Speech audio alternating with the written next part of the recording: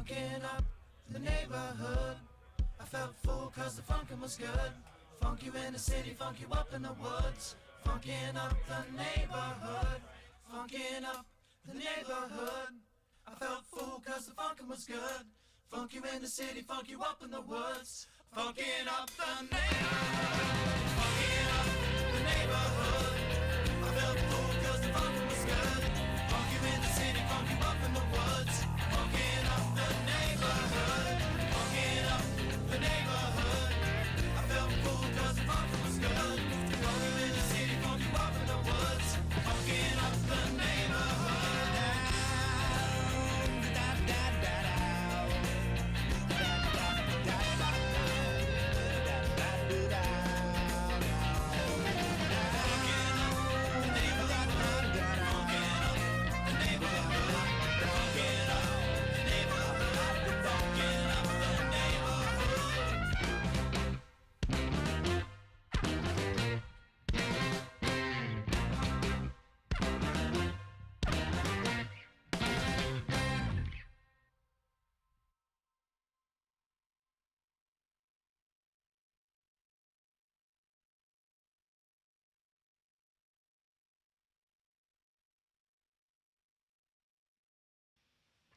And we're live.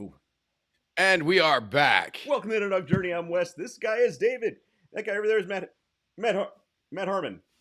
Somewhere back here. I keep pointing in the wrong place. David, how you been? Living the dream. It's been a bit of a whirlwind week. I was in Connecticut Monday, Tuesday, and I was in New Jersey earlier today. Actually, I was in there on Wednesday and Thursday. So yeah, it's been a go week. Had fun. A lot of good business. Last night we had a lot of business done, which is always good. Nice. You were like in New York last night. I was on the west side of the Hudson. We were overlooking the New York skyline, which is nice. There you go. But we were actually in New Jersey, so it's a hard life, David. Wasn't bad. I do. I genuinely do. Hopefully things pick up for you. I know you get bored, so. Well, last week I was off on vacation. I think I took 5 minutes to check emails at one time somewhere in the middle of the week, and that was it. So I came back this week. I was ready. I was definitely ready to come back this week. There you go. Says the guy who says he's not going to travel anymore. So, you know. I try to travel less, but you know, it's kind of what I do. So, it's in your blood. So I have to.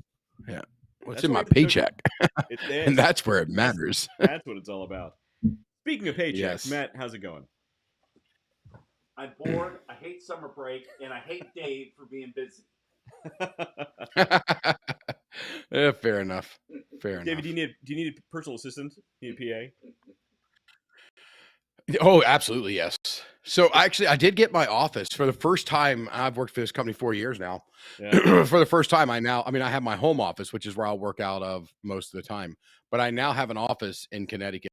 They gave you an office in Connecticut. That's pretty awesome. That I can, yeah. So I've got that.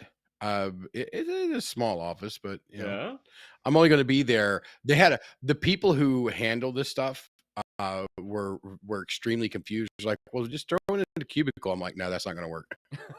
Like, that's not who I am. I'm not a cubicle guy. Do not put me in a cubicle in an open office area.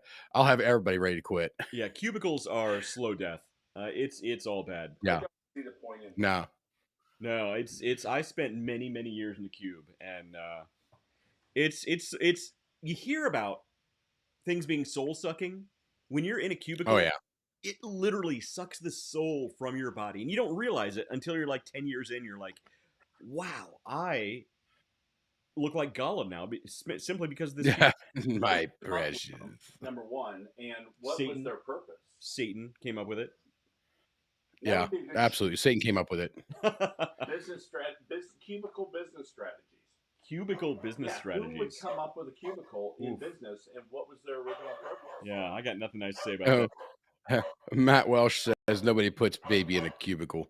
There you go. That's a good one. Unfortunately, baby has been in a cubicle for way too long. I'm done with cubicles. Yeah. Kate So Chapman says hi. Laura Lyons Black says hi, guys. Hi. my thing is, I'm up there dealing with human resources and everything. Oh, there went my phone. Bye bye. Dealing with them, and they're like, "You don't work out of this office." I'm like, "Yeah, but I'm going to start being up there like maybe 3-4 days a month." And they're just blown away that I'm demanding an office because I'm going to For be 3 to there 4 for days a 3 to month. 4. I'm like, I'm going to yell at people. I'm going to yell at a lot of people. So I need a closed environment to do that. You know, A safe environment for me to make somebody else feel slightly unsafe in their position and job. and given the size of your company, I think they can spare one office. Yeah, you go in there and the place is a freaking ghost town. Like, it's checkmark people. So I walked in and I just piggybacked with somebody else, and I'm like, yeah, I didn't go through security. So she goes, she's HR, of course, and she's in security doing whatever. And then the security guy hunts me down. He's like, "You didn't check in."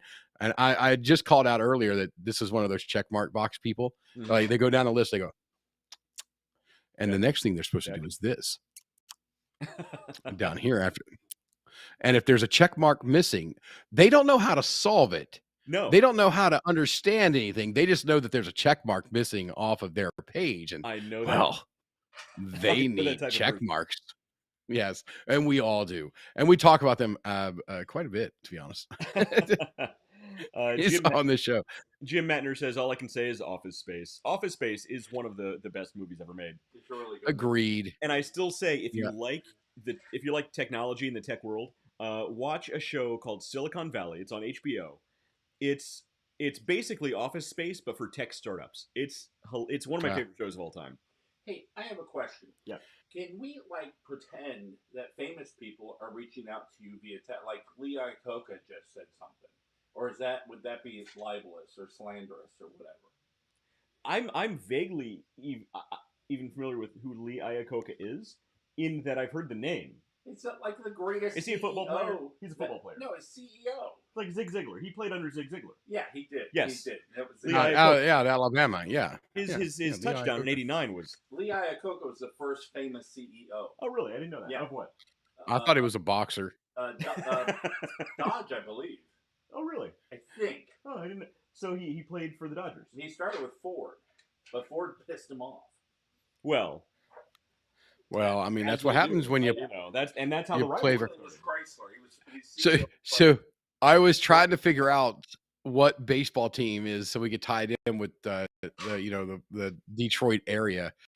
Maybe the Dodgers? Is it Detroit Dodgers? I don't even know. It's baseball. I don't know. The Detroit the Detroit Dolphins. Yeah, the Detroit Dolphins. Dolphins. I mean, they've never done anything for me to be able to remember their name. And they're in Michigan, so Matt Welch says, "Just protect your red snapper, and finish your." I believe he said stapler. Oh, stapler. I thought you said not your red snapper. I'm hungry. Okay, I'm thinking about fish. Yeah, I was thinking about the fish. Oh, yeah. Then, That's it. That's where the stapler. The stapler. Yes, thank you. I can't read either. Yes. Well, I went to art school, so I have art school level reading abilities. Then he says, "Finish your goddamn TPS reports," which honestly, one of the greatest movies ever made. It really was. Yeah. You should watch that back to back with Idiocracy. Oh, it's like a sequel. Idiocracy is basically the sequel. Is the sequel to Office Space. You could spin it that way. I could totally see that. I still say Idiocracy needs to be mandatory viewing for everyone. Absolutely. Unfortunately, I think most of the humor would be over most people's heads. Sadly, I think we live in that world where people are like, "Hey, that's a pretty good idea." Yeah. Like, I just picture the cars in the Supreme Court. Yeah. I'm gonna have to watch that tonight. That's a good one. Yeah, I'm gonna have to go back and watch it again. So we're having movie night here tomorrow night, and my vote's Princess Bride. I think people will turn out, watch it, and have a good time. It's a good movie. It's a great movie. I was thinking that or maybe Goonies. But first I was like, well, we might have kids come by. So how about we stick with like the Princess Bride or Deadpool, like one of the two. Go right in the middle of Spaceballs. So Penny would be on top, and Penny would be all over Spaceballs, and I would too, to be honest. But so I think we're gonna lean something, and so tomorrow. But I'd just be funny if I just was like, you know what, I'm gonna put on Office Space Yeah. or or something better. The Office Space or the Office Space Part 2.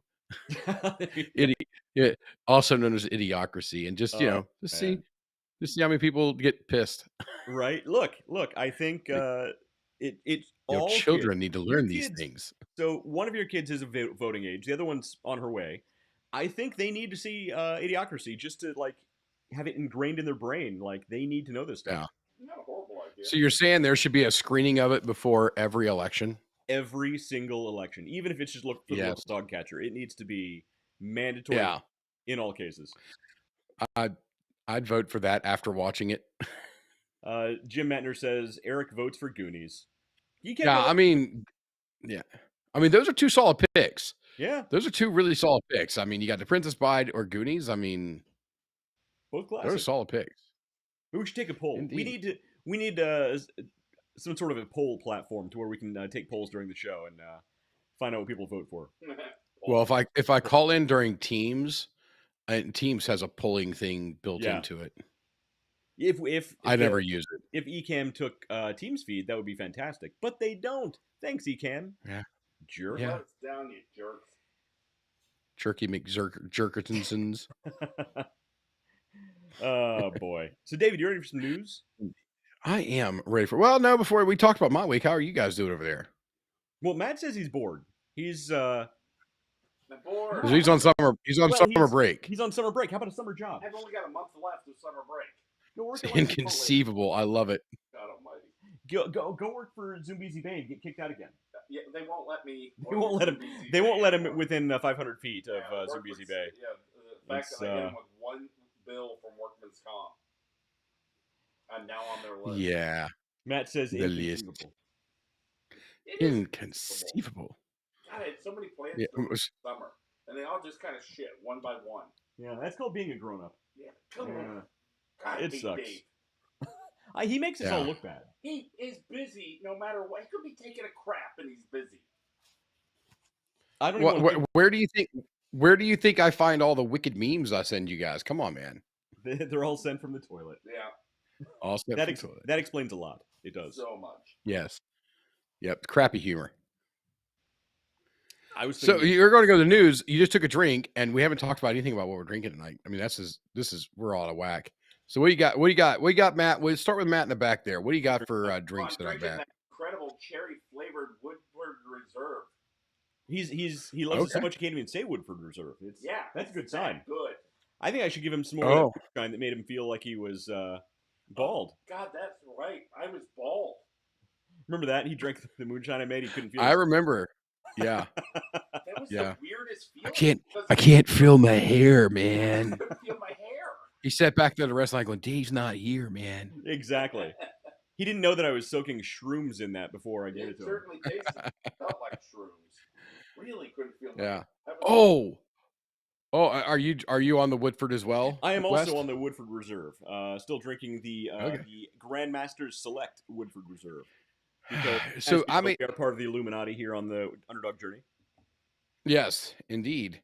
So you remember last week I was telling you guys I made a crack about somebody going through a bunch of. We were at a spot and there was a Blanton's and a Weller and an E.H. Taylor and I mean they had a pretty decent selection of not super top shelf bourbons, but standard top shelf bourbons.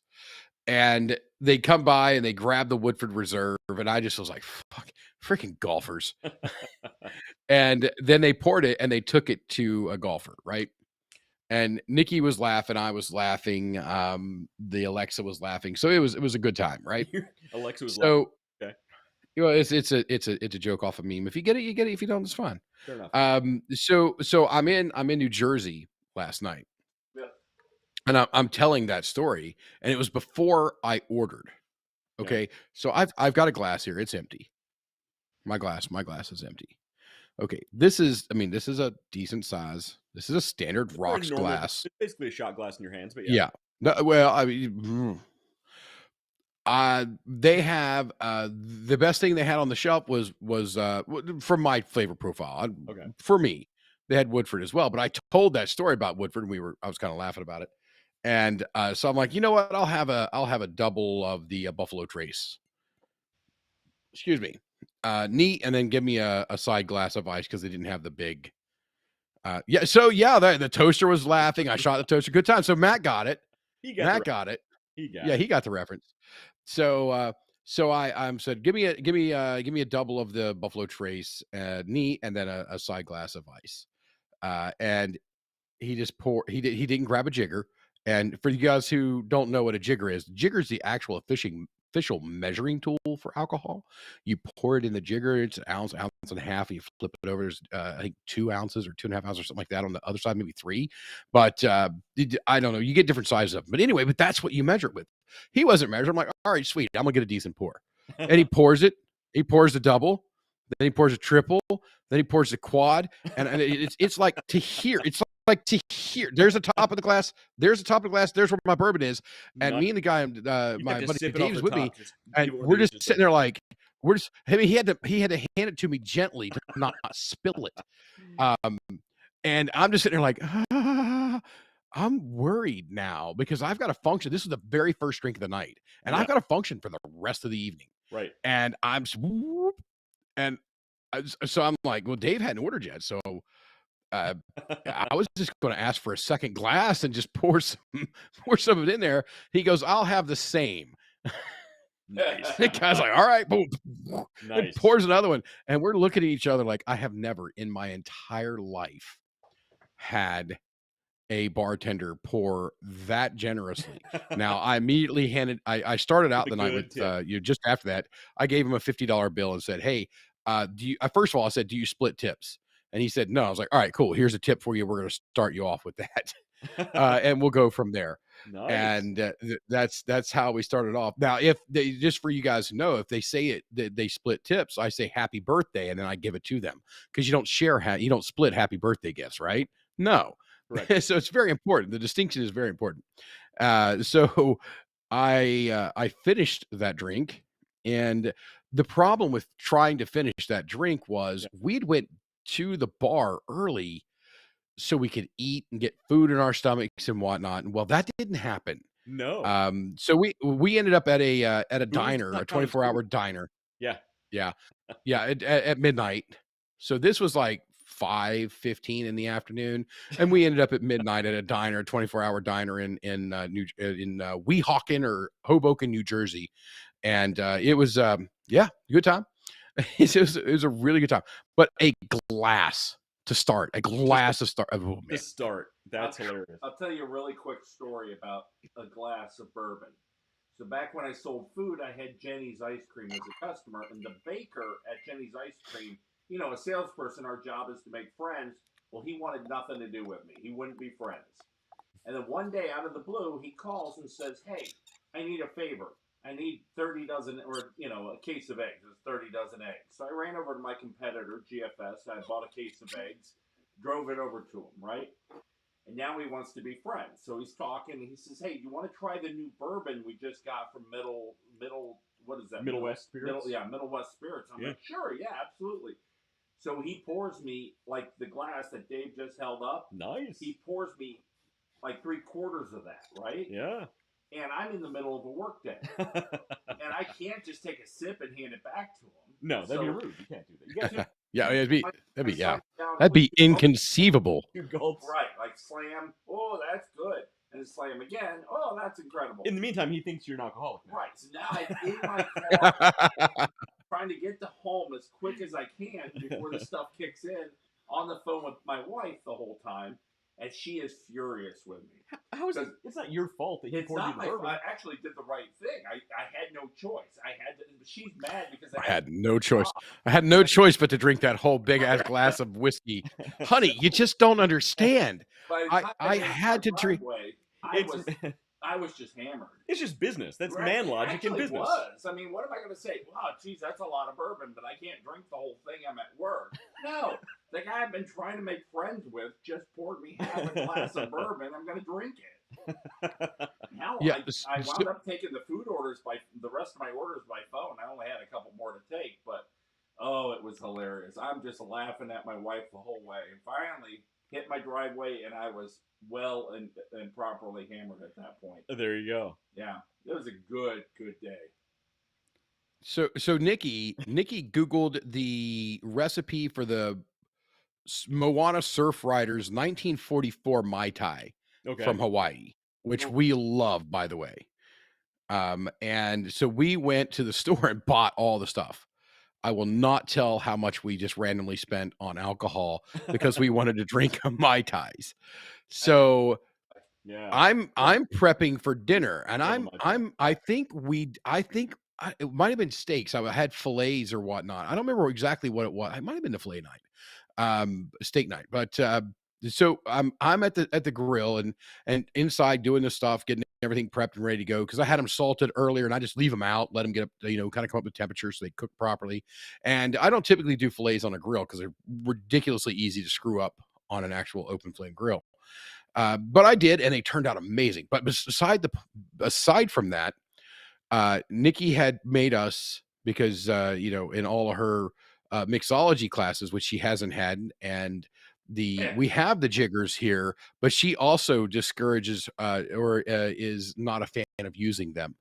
So I'm in the middle of cooking and I'm drinking down this Mai Tai that we have, and we got these little Polynesian iced glasses from Disney from Sure. like collectors from your. So we're drinking out of these glass mugs, and I'm like, Jiminy Christmas, what did you put in this? She's like, all the booze, I All of the guess. booze.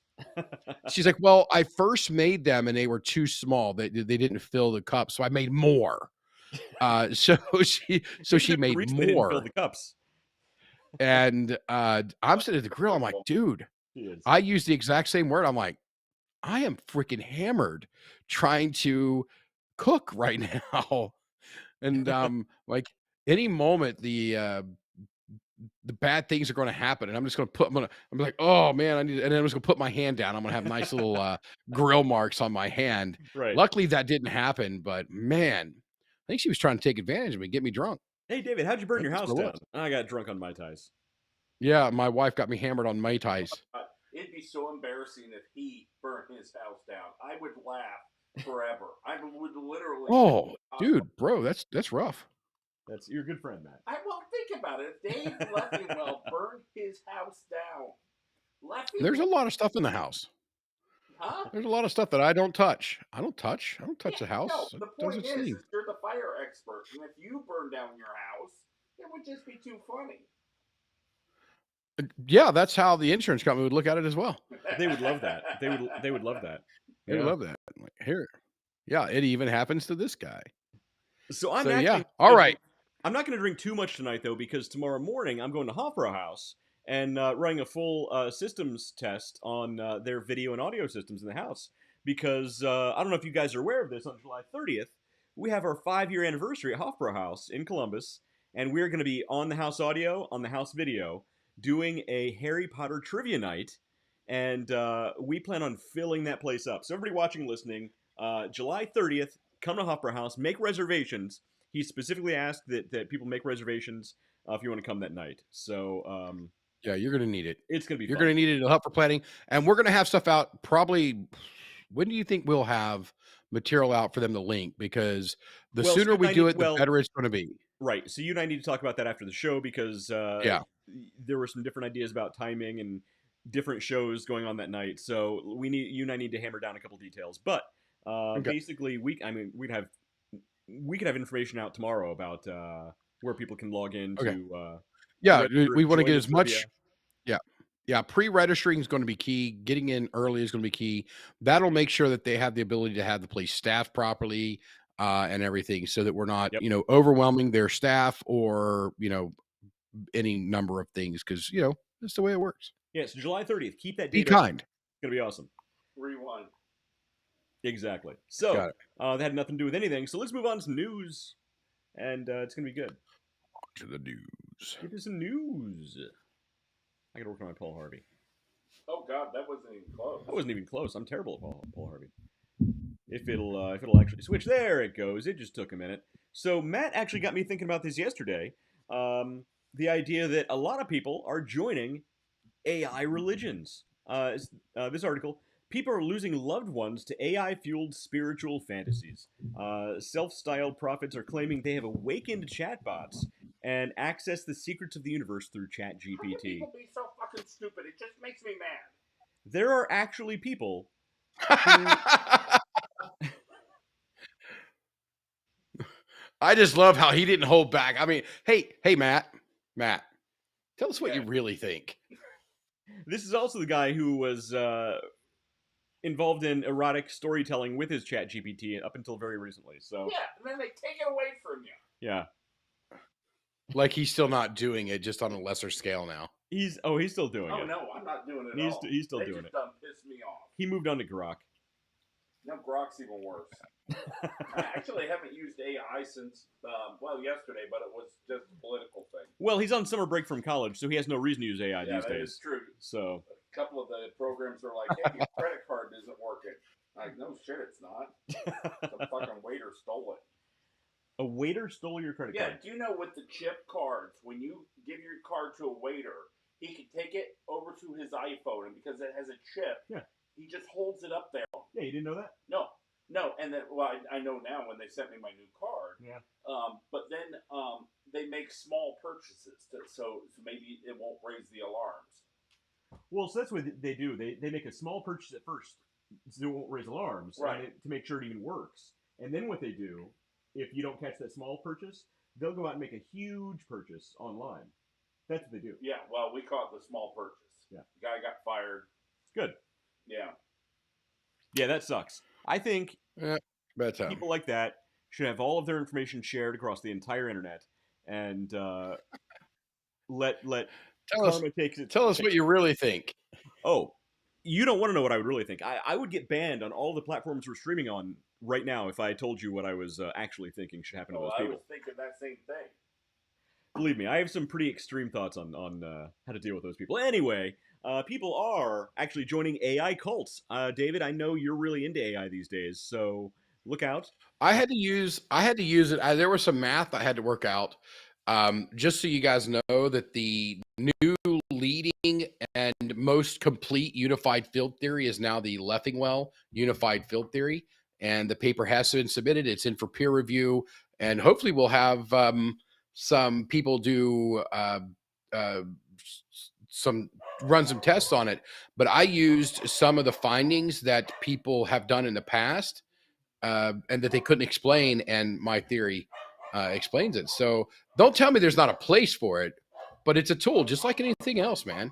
You just got to use it the right way. Yeah, and these people are figuring out how to awaken their chatbots to give them the answers to all things in the universe. Yeah, It turns what? out the answer is actually 42. 40, yeah, it's 42. Idiocracy.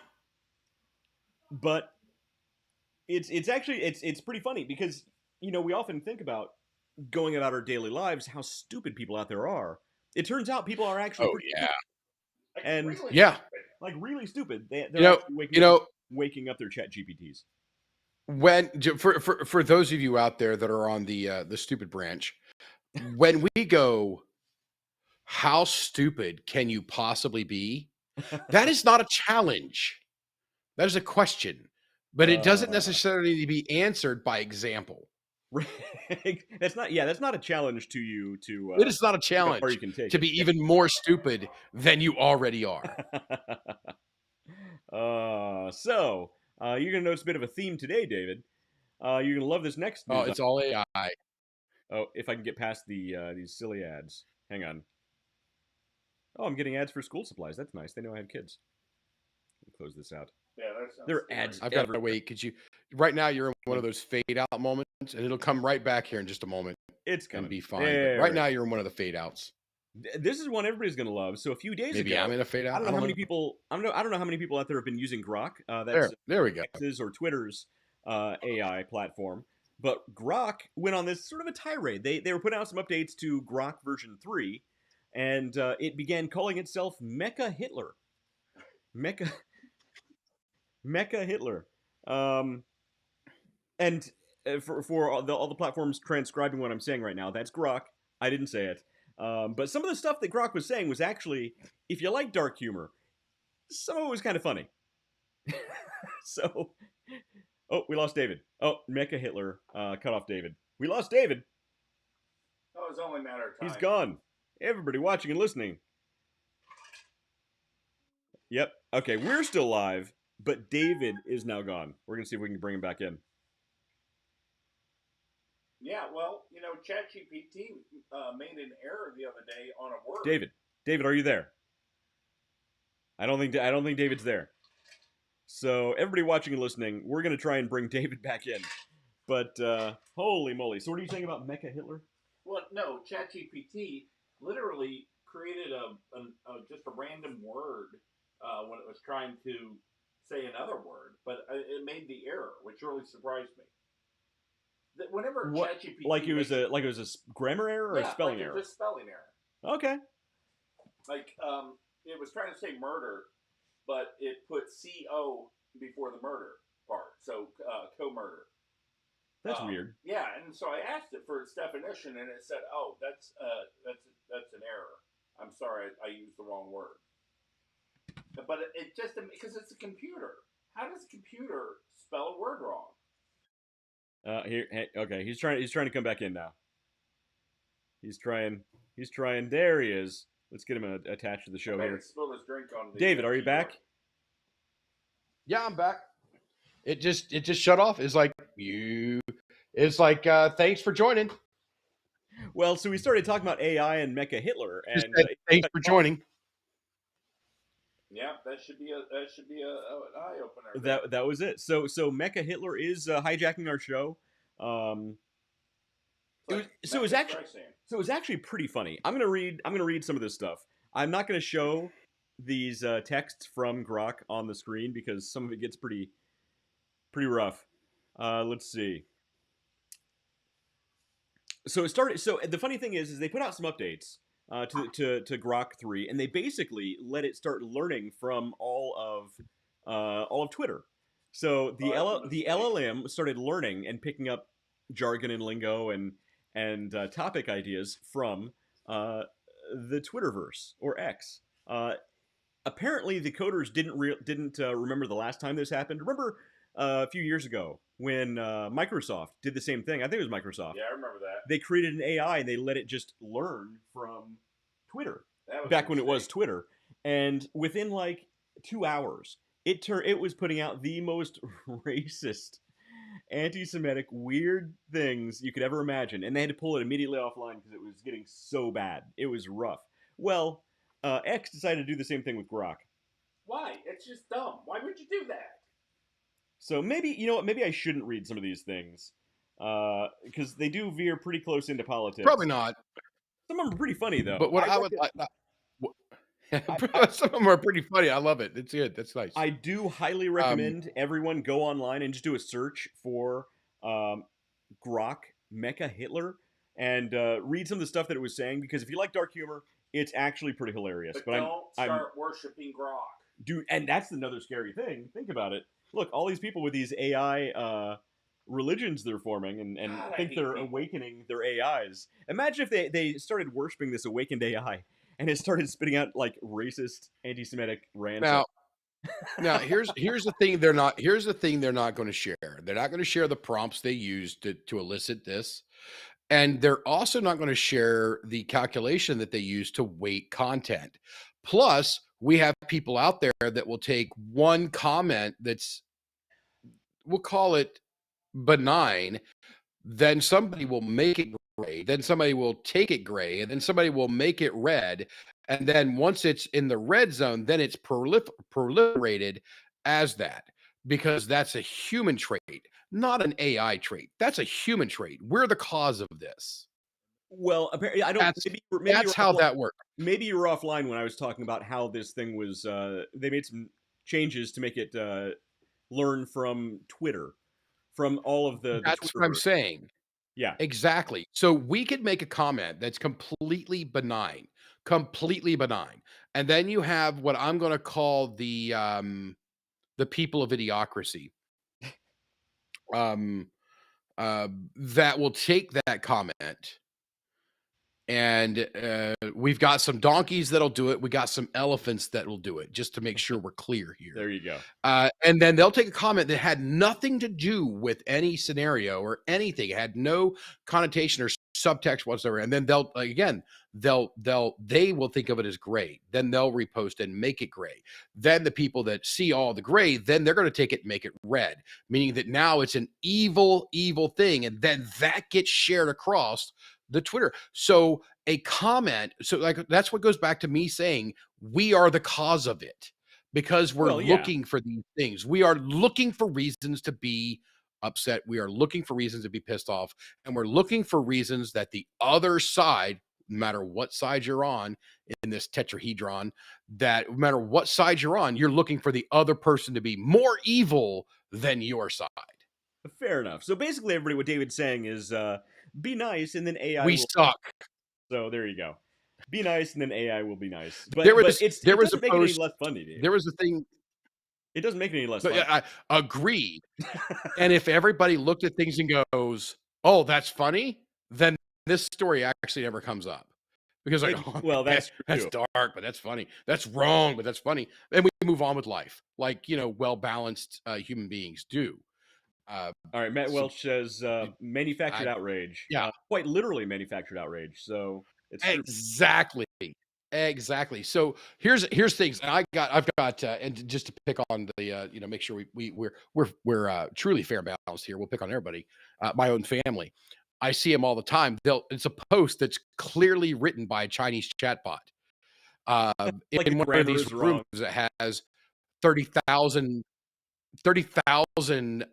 cell phones in there. They're all hooked up to a computer. Yeah. And one of them does it. And then it's now got 30,000 things that like that and share that. And then it keeps going because it's. Oh, yeah. Bot farms are a very real thing. Oh, we lost David again. He's dishing out the truth on the bot farms, and we lost his signal. Well, it's interesting how he keeps dropping.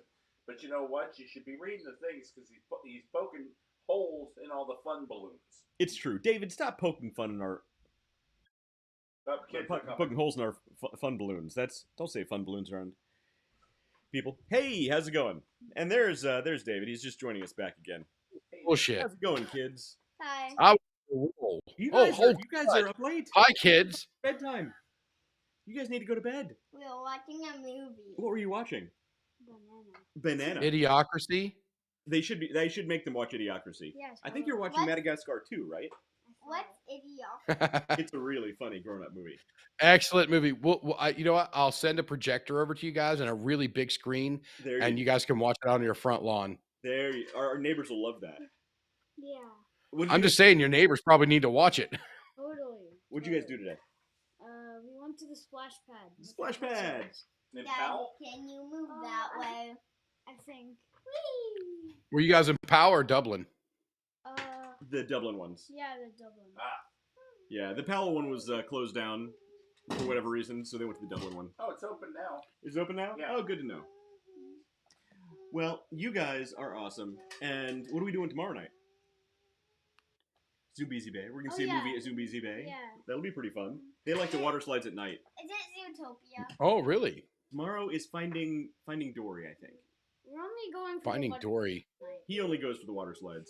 I don't Well, watch good the for movie. you. I don't watch the movie at all. All right, guys. I will see you in the morning. And I'm really on that side, not Good night, buddy. I love you. this side. You are really on that side. Miss Catherine, where's your ears? She doesn't have her ears on tonight. She left them at her grandmother's place, Kirsten's mom's place. She's a little sulky about that. Oh, I bet. So Matt Welsh, me getting cut off, that's what happens when you get too close to the sun. Yeah. It's true. So David, stop poking holes in our fun here. It's that's what happens. We want to hear the comments. Quit poking holes. All right. So maybe that's enough of Mecha Hitler. Let's move on to we need Wes to stop clicking the hang up button. Oh, you're not going to give us any of the comments? Well, what comments? Let's see. Oh, there it is. All right. So up next. So, oh no, we're not going to give up comment. We're not going to give comments. No. So a day after Grok turned into Mecha Hitler, Linda Yaccarino, the CEO of X, steps down. They say it's just a coincidence. I'm not so sure. Hey, you know what? If they say it's a coincidence, we should believe them because I'm sure they're being honest. It's true. Everyone in No. power is being completely honest with us right now. It's No. the No, way of she's the world. stepping down because the lid's getting blown off of everything with them, so it's fine. So the CEO stepped down, which leads us to our next and final news story. Job Elon opening Musk at X. launches Grok 4. So a couple days after he turns into Mecha Hitler, and the CEO steps down the next day. The day after that, they launch Grok 4. And $300 with a $300 a month. monthly subscription fee. So apparently Grok 4 is going to be really, really, really good. So I know you don't like the phrase artificial intelligence, but there's in the AI world, there's the idea of AGI, which is artificial general intelligence, which means something's supposed to be like at or near human level type intelligence. Again, I know I'm not. This isn't for David. We literally This just isn't for went David. over I'm how gonna mute stupid David while I'm people talking are. about this. Hang on. Let me mute David here. He's gonna love this. All right, so David's muted. So in the AGI AGI world, in AI world rather, the idea of AGI is artificial general intelligence, and this is AI that is at or near human level type intelligence. Right now, I agree with David in that it's not really intelligent, but the idea is that it's supposed to be faster and more intelligent than all other AIs, and apparently Grok 4 is going to be so good. Grok 4 is going to be so good, apparently, this is what they say, that by this December, by this Christmas, it will revolutionize medicine, molecular sciences, physics. It's actually going to, if you gave Grok 4 a problem, a physics problem, that nobody else has been able to solve, this thing's going to be able to solve it right away. If you give it if you need to create a brand new material to do this thing over here that's never been done before, it's going to create the material, tell you how to implement it, tell you how to manufacture it properly. Like it's supposed to be like world-changing stuff. Now they've told us this before, but we'll see. But Grok 4 is apparently going to be really, really good, and for only $300 a month, you too can have access to Grok 4. Now, if David promises to be good, I might unmute him. We'll see. He's not going to be good. I absolutely do not plan to behave on this. It's not that AI is getting smarter; it's that humans are getting stupider. Oh, we absolutely add idiocracy. We absolutely are getting stupider. Yes, exactly. So that also, for everybody who pays $300 a month, those are the stupid. Well, actually, I mean, I pay for my AI, but yeah, but you're right. I know how. Like, I know how to use. I know how to use it. I started getting to the point where I couldn't read because I was so used to having ChatGPT read it to me. So I stopped having to do that so I could learn how to read again. So Matt Welch says, I heard Grok 4 would be our new president as the nominee for the America Party. And for those who don't know, the America Party is Elon Musk's new political party he started recently. So that's pretty funny. Oh. You know, I'll bet there'll be a lot of people who'd vote for at least an AI VP. I got to tell you. So if you want to do research better than our last one without getting all the with this side or that side, yep. Ask. I'm talking about ChatGPT. Ask it to do the research without using any news articles. Only official Washington government sources. Okay. And so it'll go right to the Washington or the WhiteHouse.gov or the official. It'll go right to the official documents, and it cuts out the news sources. I just tried it once, but it was very. That's right. Officially, there is no client list. Yeah. See, that's where the dark humor comes in. Well, David, so on that same note, Kash Patel and Dan Bongino recently just said that X doesn't actually exist, and Grok did in fact kill itself. So it's all over. Oh, well, Lord. Glad we dodged that. Yeah, dodge that bullet. Hashtag ding dongs. I'm still pissed about that. The fact that people are doing the current wife thing and not giving you proper credit. That's absolutely baloney. Yeah. I know. Not we. I tagged along with you because it was hilarious. But you're the one who started that all on your own, all from a slip up, because that is the joy of doing a live show versus a refined, hey, we're going to shoot this again. And we finally got it right. And that's the edit that's going to go in. Yeah. Well, yeah, look, I'm a trendsetter. What can I say? It was very trendy. Indeed. I'm very trendy. Yeah. It's what I'm known So for. next year, cardigans making a comeback. Do you think if we did a show Prove me wrong. where I had a wardrobe malfunction, it would go viral? No, don't do it. Don't think about it. Oh, a plant. No. Oh, a wardrobe malfunction. Wardrobe Malfunction. malfunction. Oops, my Or malfunction. nipple cover fell off. Yeah. Sort of thing. Nope. It was too hairy to hold it on. Yeah, no, nobody wants to see that. All right. Nothing good about that. I was trying to give you a boost, is all. No, I appreciate the help. Yeah. I do not. Do not. I do not. So I just thought it was interesting news. Over the course of 3 days, we went from Mecha Hitler to the CEO stepping down to a brand new version of Grok. So, interesting news cycle if you follow this kind of stuff. And that's the news. David, are you happy we covered all this? Oh, let me ask ChatGPT what it thinks. There you go. You don't need your own opinion when you have AI. Yeah, you don't need feelings. But we don't need AI for that. That's what bourbon's for. Thanks, Matt. Mm-hmm. He's over here pouring me booze. He's trying to get me drunk. I think he's going to take advantage of me. Talk about wardrobe malfunctions and his nipples popping out. If there's weird music starting, I'm leaving. Oh, I'm going to dig a pond. Matt says the band the Cardigans, they're making a comeback, Matt. I'm going to dig a pond, one of those yard ponds. Yeah. And my sump pump's going to feed it. And then whatever, so I'm not going to have a pump because the sump pump's going to constantly pump fresh water into it. But it'll give me a source, a place where I can bucket out water instead of using the city water because I've got tons of water coming out of my sump pump. So I can just bucket water over to the landscaping and pour it out that way. Got the Powell Beverly Hillbillies over here. Un momento, por favor, señor. Your sump pump, when it's not raining, is pumping out water? Yeah. That sounds like a problem. Now, you've got problems. When we were in the drought, it still pumped out water? No, it stopped. Yeah. And we'd get water maybe once a day. You still got water, though. We have an incredibly elaborate French drain system that was put in before we bought the place.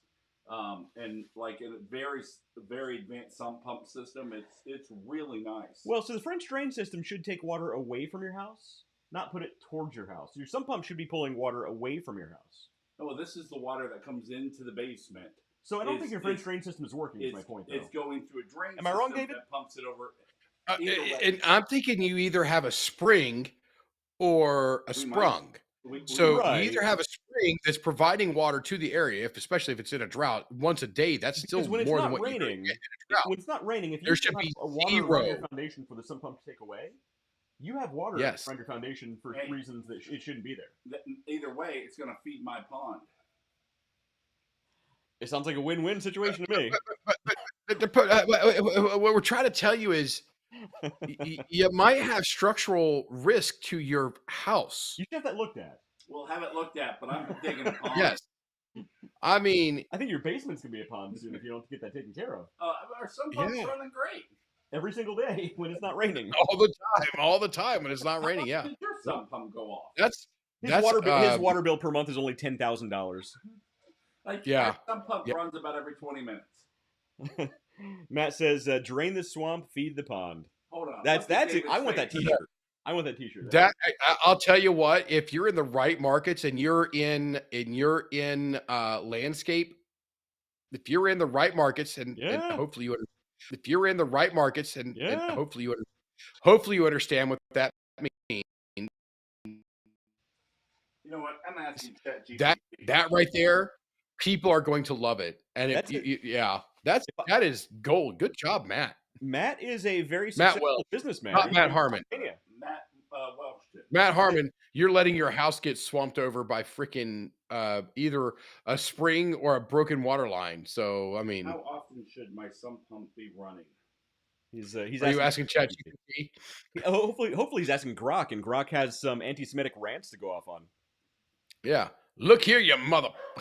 It says if it sits in a place with a high water table, it can be running multiple times an hour. That's what it's doing. When it's not raining. I used to live in the back of your same neighborhood. We didn't have a high water table. No. We live next to a creek. I used to live down the street from you. essentially. Yeah, but we live next to the creek. There's no creek in your neighborhood. Yeah, it's right across the street. Behind that park? Yeah. It's not like in your backyard. It's the backyard. No, we do not have a super high water table. No. In fact, In we have a drain in our yard. our hood. That creek. It's also at the bottom of the hill. What, the drain in my yard? No, the creek. You're talking about the one that runs through that park? Oh, the park right across next from to my the high house. school? Yeah, yeah. Well, there is a hill there, I guess, when you think about it. Yeah, there's a hill. That's a railroad hill, though. It shouldn't be in your basement, though. I don't know. All I'm saying is, since we moved in, some pump runs about every 20 minutes. I'm just saying you might want to call the basement doctor and Have just you ever have heard him my look sump at it. pump run? No, actually, I haven't. That's how it should be. That's weird. You got a weird house. I don't have water around That's it. because all the drains, the French drains, all that stuff takes the water away from your house and to the curb. Now, we don't do it over here. It's weird over here. Sending things to the curb just is like, what? They're just like, hey, you just ruin your foundation and rebuild in 20 years, I guess. Anyway, you should have that looked at. I mean, I'm going to tell you, when you had that rash and that one side was a little swollen, I'd say you should have that looked at. It's like that. We have poured foundation walls. I have poured foundation walls, but if my sump pump's running 20 minutes a day or multiple times a day when it's not raining, I'm going to have it looked at. So Matt has the opposite of French drains. He's just discovering. He has the opposite of French drains. He has the Polish drains. Instead of having water go away from your house, it actually takes the water from the street towards your house. Well, it's been raining a lot. Right around the foundation to keep it nice and moist down there. That's what he has. It's been raining a lot this whole summer. By the way, Matt Welch says, I vote that Matt is a recurring character on the show. This is gold. So you got a fan. This is what I've been telling you. There you go. So far we now have one. That's all we need. You have one. It all starts with one. That's it. That's how ChatGPT started. It's only taken 5 years. Yeah. It was bound to happen. Yeah. All righty. Another thing going wrong with the house. I'm going to ignore it. I think your pond idea is fantastic. Thank you. That's what ultimately, and it's also going to continue to water my birch tree.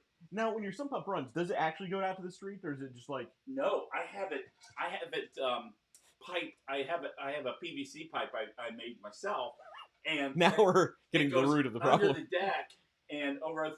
I mean, it's 30 yards of PVC, and then I have a trench dug so it waters the birch tree and then goes to the drain culvert. Are you sure? Yeah, I watch it do it every day. Okay. Constantly. Like every 20 minutes. Yeah. And that birch tree has quadrupled in size in the last couple of years. You're literally, because you're living in a swamp. Hey, that basement I've got a dehumidifier running now. Yeah. And it's dry. It's a nice. That's not necessarily a good thing. If you had moisture in there before for a long, it has a nice moldy staleness to it. It always has a nice aroma of sourdough bread. Not anymore, it doesn't. Not since they ran the dehumidifier. So mold itself, when it's wet, is not at its most dangerous. It's when it's dried and the spores release into the air. That's when it's the most dangerous. Katie down there with a sponge full of bleach. And I was getting ready to say the second worst thing to do is to try to wash it with bleach. Why? What's wrong? Jim Matner said moist. Yeah. Moist. It's all bad. Sorry, Jim. Oh, we should get on to the topic. We do have a topic. Which is hilarious because earlier Matt was like, let's just lie our asses off. You just lie to get the sale or whatever it is. And now we're going to move into the topic. Well, Lee Iacocca, the famous football player who played for the Dolphins under Zig Ziglar. Yeah. The Detroit Dolphins. Yeah. Yeah. All right. So we do actually have a main topic. So we don't get political on this show. We don't. Oh my God, I love that drink. Woodford Reserve is so Woodford Reserve is so good. But since we get, there are trust issues happening in the world right now. We don't get into politics, but I thought we would actually go and talk about the importance of honesty. The importance of honesty. Look at him. He loves the power of Blanton's compels you. God, that's awful. All right, he loves, go ahead. he loves the horse. You're honest. West is like, what the hell is going on? I'm trying to announce the topic. Dave's playing with a horse on a bottle topper, and Wes is back there, or Matt's back there just freaking out. Oh, I'm used to it. I'm still thinking about the hour and a half long rant you guys had about cheeseburgers. So yeah, it was chicken sandwiches. It was chicken sandwiches. Thank you, sir. But David, today's topic, you're going to love this because it's about the importance of honesty, Cheeseburgers? honesty in business, and some of this does touch on customer service. So I know you're going to have a lot to add. You're gonna love this. Always love it. Always love it. So, everybody on the internet, or anybody who's even been in a store in their entire lives, has seen some form of clickbait or false advertising or bad customer service where companies don't do what they say they're going to do. The return policy that you can't return that because you've had it for 15 days. Your return policy is 30 days. Well, 30 days counting the 15 and 16 before you bought the product. What's going on? I don't know what's happening. You're doing charades over here. Matt will get it. He said the Blanton's bottles look like the Holy Hand Grenade of Antioch. And I was like, 1, 2, proceeding directly on to 3. Number 4 is no, and 5 is right out. It's true. And then David was attacked by a rabid bunny. Oh, it's just a fluffy bunny. Oh, gosh, such a great movie. Oh, yeah. So, there's the comment. But yes, Matt, it actually does. I thought you were talking about that, Matt. So, no. So I was on topic-ish of what the comments were saying. You're on West again is like, I have no idea. What the hell is going on? I should be more used to it than I currently am. All right. So, why is honesty still so important in business? 88% of customers say trust is more important during uncertain times. So, as there are issues with the economy, as there are global issues, 88% of customers, and I personally think that's a low number, say it's important to deal with a company that you trust. And how many companies out there that any of us can say we actually trust, right? Like there are very, very few that people can say they actually trust, unless you know the owner or people who actually work for the company that you trust. It's hard to say you trust a company. I trust the Tuffy on Hard Road and Smoky Row. I trust that shop without question. Tuffy does a good job, dude. Mike down there is a champ. I've been going to that Tuffy. I've been going to that Tuffy since 1998. Since I moved to Columbus, that was the shop that I took my cars to. There you go. So That's Tuffy. my shop. I've sold a couple cars to the mechanics in there. They've helped me out outside of there, and it's a wonderful shop. Yes, absolutely trust them. So yeah, Matt, good job. Yeah, but only 53% of customers can actually name a company that they trust. So I think that's important. Hard fire suppression. The Vagabond Kitchen in Wheeling, West Virginia.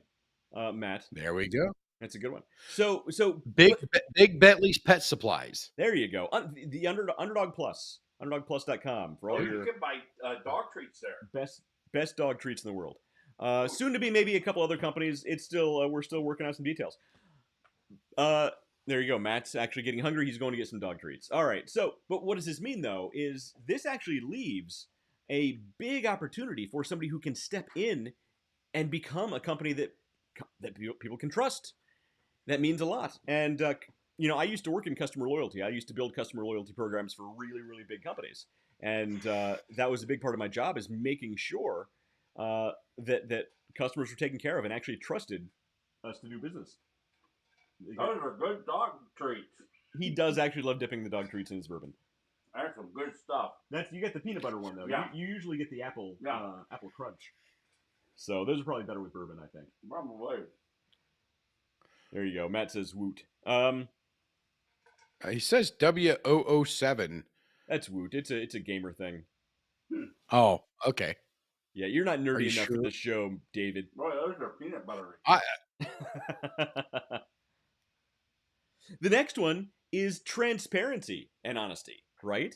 So brands that are honest and transparent with their customers have 5 times greater customer loyalty. So when you actually tell your customers what you're going to do, and then you follow through, and they know that you're going to follow through with it, and they don't have questions about if they can, trust your customer service, if they can trust your employees, if they can trust your return policy, they're 5 times more loyal than other customers. And look, if your bottom line's important, that's a pretty big deal. You know, there's a lot of big companies, not to mention small companies, going bust right now because the margins are too small. You know, the economy changes slightly, they lost everything. Guess what? If you have customers that are 5 times more loyal to you than they are to your competitor, that means a lot. That's a big deal. All right, let's explain something first, though, or let's define something. Define what you're talking about. What is your definition of loyalty in the world of business? My definition Say of do. Yeah, in the context that you're using it in. sure.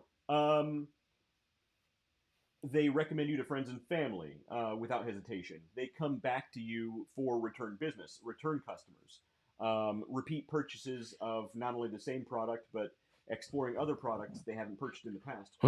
Let me put this into 2 books for you that we've talked about at Yeah, I mean least 30 to 40 times. It's 1,000 True Fans or Raving Fans. Oh, I love That's Raving. it. I love Raving Fans. That's a good book. He likes raving fans. I like 1,000 True Fans. It's the same. I'm a fan. I'm a Raving Fans guy. That's what when I teach the people I work with now, I teach them the idea of Raving Fans. Right. So everybody watching and listening, the idea is, let's put it in the context of social media, right?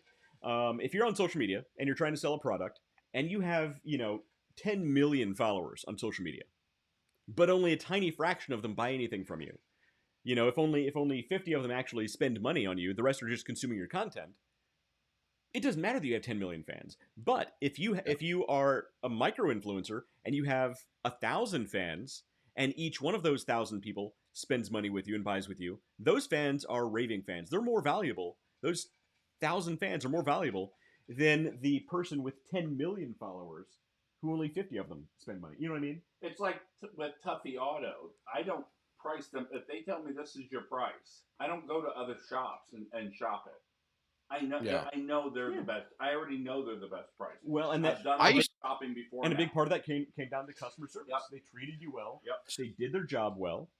It's a dirty Yeah. shop. You walk in, the couches are dirty, but they're incredibly comfortable. But the whole place They are. I love it. It feels like a shop, but their prices It feels like a shop should be. are incredible. And You know what? sometimes If it's they not were to worth have a Old Coots Lounge there and serve just coffee, minor snacks, and have a food truck come, they would have a whole separate business of just old Coots car guys. Old there guys who just come to with- hang out. Yeah, minimal investment. Minimal investment. You can turn that type of place, that quality of shop into a social hangout or into a social location. I could see that. They're so busy, and the owner, or not the owner, but the GM, he is just so straight shooting because he doesn't have time for nonsense. And so he's just look. You know what? You can get it honestly. You can get a better deal over here, or this is what it's going to cost. Yeah. Just straight. Jim Manor has a couple comments here. Very few I do trust. They need to earn my trust and prove themselves. And if they screw up, means they will need to work even harder. Then he goes on to say, transparent is not a good word for me. My guard goes up whenever I hear someone say that word. I'm curious why that is. Because the politics have destroyed that word. Well, politics Well, has yeah. sort of transparent. Well, I mean, politics. A lot of us have been burned very recently that we're not going to. But if you go to a company and you're dealing with almost any company, especially a big company, like, well, we want to be very transparent. So you're going to tell me this. You're going to tell me you're here for this as your North Star. You're going to give me all this bullshit. Well, that's true. And then every single thing you do is all about revenue and RMR. So that actually brings up a good point, David. It's like when you have a conversation with somebody and they say, look, to tell you the truth, or look, to be honest. To be honest. That means previously they weren't being honest. I never say that. So maybe when companies say, talk about transparency, maybe you shouldn't trust them because that proves they're not being transparent the rest of the time. Maybe they should just earn your trust and your loyalty by being transparent without actually telling you we're being transparent.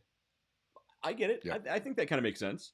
I worked for a large car rental company for about a year, and they actively lied to people. I mean, they would actively lie to people. What were they doing? Like, they'll reserve the same vehicle for two different people, assuming that one of them will cancel. Well, when they both show up, that other car's out for repairs. Sorry. It's what was the it? it's Yeah. the Seinfeld bit. Yeah. It's the Seinfeld bit. You know how to take the Yeah. reservation. You just don't know how to keep the reservation. Exactly. That's Reservation. exactly it. That's pretty funny. But that's probably pretty common Yeah. in that industry. And I would now think. I don't trust that company. And I work for them, so Yeah. I know they do that. Yeah, that's a good point. That's a very good point. And that leads us on to number 3, which is broken promises cost more than you think. Oh, so much. Oh my gosh! And that's the thing. Look, there's an idea, and a lot of this touches really close on politics. We're not going to get into politics, but the idea of promises made versus promises kept. When you make a promise, especially in business, you keep your promises. The second you start breaking your promises, you've just lost all credibility. From that point on, nobody's going to believe that you're going to keep your next promise. I'm not talking about politics. I'm talking about business. So promises made versus promises kept. And you're totally right. The reservation thing. I think in this case we could go politics and business are just one thing at this point. It's all business, isn't it? Especially in this context. I mean, it is absolutely. Yeah. So read my lips, and I'll let it go there. Mm-hmm. Oh, I remember that. Well, look. So in business, at least, it was so in my life that was the first bullshit political statement that I remember. Yeah. Yeah. David, are you still talking about that thing that happened just last week that I've been talking about for the previous 10 years? I can't believe you're talking about that thing. So the idea that when you piss off a customer, they're not going to leave quietly. People don't leave. There's a reason why people don't leave nice Yelp reviews most of the time. They'll leave the terrible ones. They'll leave terrible reviews before they'll leave a good review. People aren't going to leave quietly when they're upset. You have to make especially if you break your promises. You have to make it so unbelievably good. So I've got a question. We've got Matt. We've got Matt here watching. So I'm gonna pose a question to Matt because this is a very interesting question to me. He runs this a restaurant. Is a very interesting. Yeah. He runs a restaurant, and if you had a review, and we're gonna put this on a scale of 1 to 5, you got 5 stars. You get 5 stars. Not a thumbs up, thumbs down. That's binary. Not quite because there's no neutral. So if you have a review that's 2.5 stars, what do you think about that review? How do you perceive that review, Matt?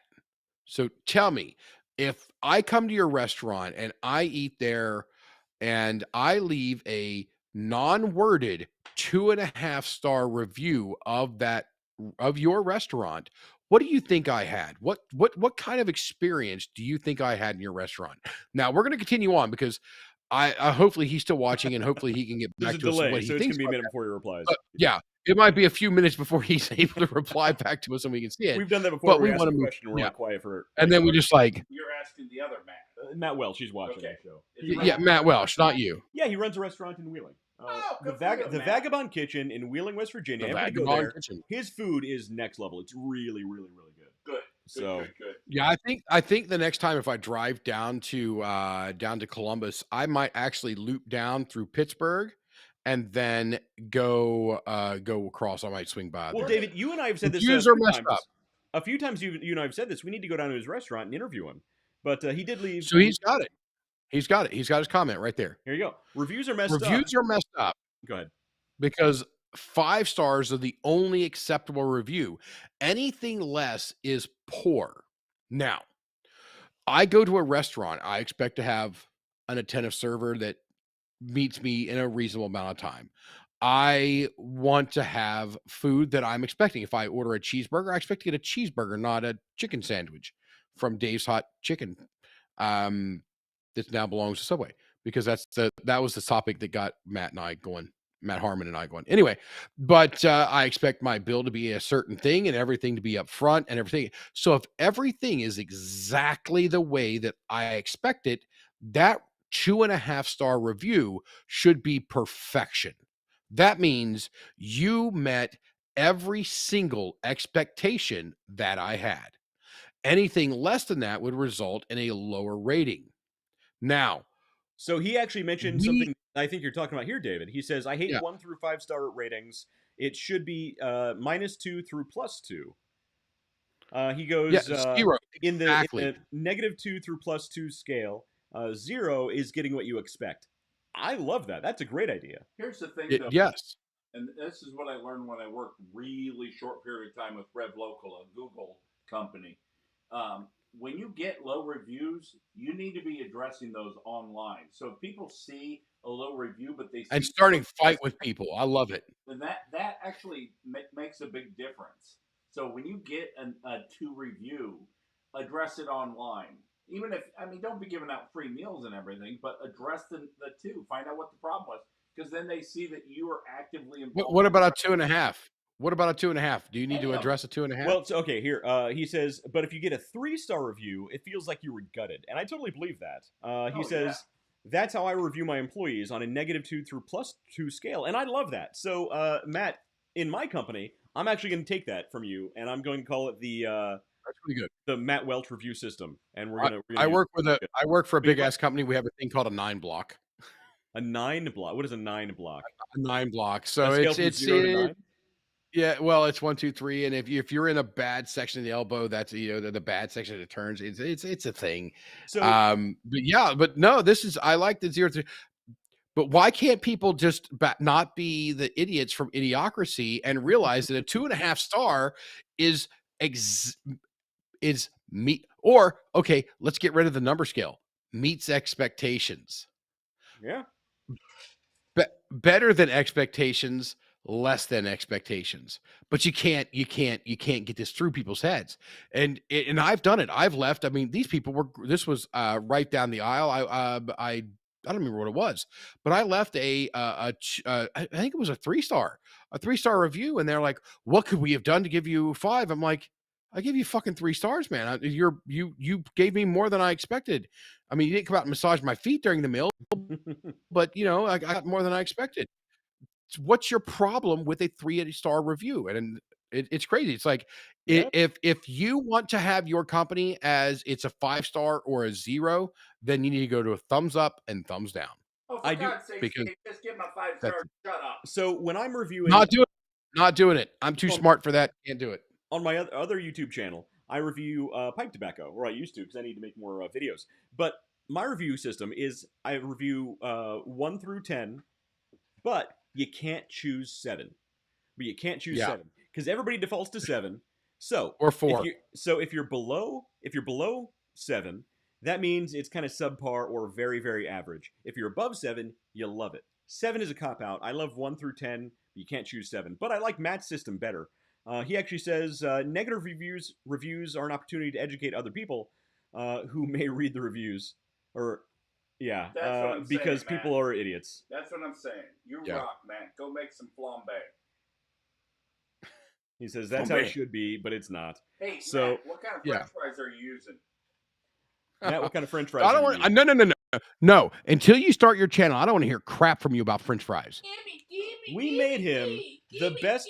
We gave him the best YouTube channel in the world. It was called Fry Me to the Moon. I've done several shows. You guys haven't seen them? Oh my God. You haven't done crap. We've missed them. What's You haven't done wrong crap. You're all bored. You're just sitting here telling us earlier you're all bored. I'm like, oh, it's summer break. I'm bored. I have No, nothing to freaking go do. make your fry I show. haven't even thought about that. That's a good idea. You should do that if you're bored. All right, hold on. Let me make a note. Let's have ChatGPT write it for you. Remind me tomorrow. Oh, here you to the go. French fry channel. Hand cut, motherfuckers. Oh, you're using Oh. russets then. How do you account for the 2 months where russets aren't available? That got him there. Oh. He says he has The his 2 own months? his own blended fry spice. Well, that doesn't help the russets. This guy is full on gourmet. I can't This wait is to try this his is restaurant. this guy's full on gourmet. I'm going to be driving to Pennsylvania before too much longer. I'll stop by his restaurant on the way out. It's really tell him who you are. Yeah. It's really good. Matt, I'll be coming to see you at some point soon at some time. Yeah, the Vagabond Kitchen in Wheeling. Oh, you betcha. So very you very bet good. you don't you? Very good place. Let's see. So So beyond where the that- hell did we leave off on the actual topic? promises. Number 3 was promises kept versus promises made versus promises kept. Number 4, So employees care about. I put transparency. I'm not going to say transparency. Employees care about. Honesty. Kiki's watching. So Care about Matt's honesty. on, and Matt's on. So now Kiki's watching. Well, she doesn't. Yeah, she's not going to watch. Your She's gonna watch- current wife. She says artisanal. So we don't. What'd This is a she family say? show, Kirsten. She said artisanal. Artisanal. Oh my god. This is. She did. It's literally See, right even there. even Matt noticed it. He said artist Yeah, anal. artist And, anal. this is a Yeah. family show, you guys. This is not. This is not for that kind of thing. I said kiki, not kinky. Come on, man. This is. Come on. Yeah, actually. Gee, Look, Christmas. I'm not. We're not judging, but this is why my kids aren't allowed to watch the show. Just shut it down. Oh yes. All right, so employees care about trustworthiness. Also, I'm not going to say transparency because not everybody likes that phrase. But staff, I agree. There isn't there. Before we go forward, before we go forward, yeah, isn't there certain things that when a business says, or you're dealing with a salesman, I'm the worst person. Like with people that come to the door, like, hey, we helped Francisco down the road. Get the fuck out of here. But the certain buzzwords or terms that people use on you, you immediately you're like, all right, I don't trust you for shit. Oh yeah. Oh yeah. I hate salespeople. I'm in marketing, Yeah. so naturally, by nature, I hate salespeople. It's like yes. Like me, I'm in sales, so nature tells me I also hate. Oh yeah, it's like a cobra and a mongoose. When I see a salesperson, I hate them. When a salesperson shows up, at not my you, house, David. You're a good one. I like you. Not you, motherfucker. When a salesperson, he's got a voodoo doll of me up there. He stabbed 4 times during the show already. Buy shit from you, but here's some water. Make sure you stay hydrated, because it's a hard freaking job going out knocking on doors. But I'm not buying their shit, but they should still stay hydrated. So give them a bottle of water. I didn't make him take that job. All right, you know what? The hell with you. I'm giving them a bottle of water. Fair. You're a good man, Matt Harmon. You're a good man. So here's the one, and this is a seller's hack. A seller's hack. This is how you hack the sell. In the neighborhood, you go and you get the lady's name or the guy's name a couple doors away, and you say, "Hey, I was just at so and so's house," and I'm going to tell you that seller's hack is dumb as shit. Oh, it's so dumb. The moment somebody says that, I'm like, we're good. Bye. Thank you. I'm out. You don't know if I hate that person. That might be the bitch in the HOA that I just, I want to see her twist her ankle walking down the road with her fucking clipboard, right? I mean, you just don't know. Oh, David is not. I would love to see David dealing with an HOA. I would love it if he lived in a neighborhood with an overly. I bought this house because it wasn't in an HOA. Yeah, exactly. So my neighborhood has a voluntary HOA. So we can choose to be part of it. Yeah. So they're pretty cool because they can't tell us what to do. And we got nice guys. Yeah, no, I'm out. It has been a requirement. Anytime I've looked for houses, a couple times even after I moved up here, there were a couple times I was going to be up moving south for work, and it's like, here's the house is the thing, no HOA, none. Right. I will not tolerate it. Right. Well, so we have a voluntary one, and that's the only reason I agreed to this is because they have no power. Like they can't. So are you to come and do things? But if you pay, but you can volunteer to pay dues, like annual dues, because they do pay for things like plowing the streets. The city doesn't plow our streets. The HOA pays for that to be done. Landscaping in certain areas. We have a couple parks in the neighborhood, and they take care of some of that stuff too. So, we do it for that kind of stuff.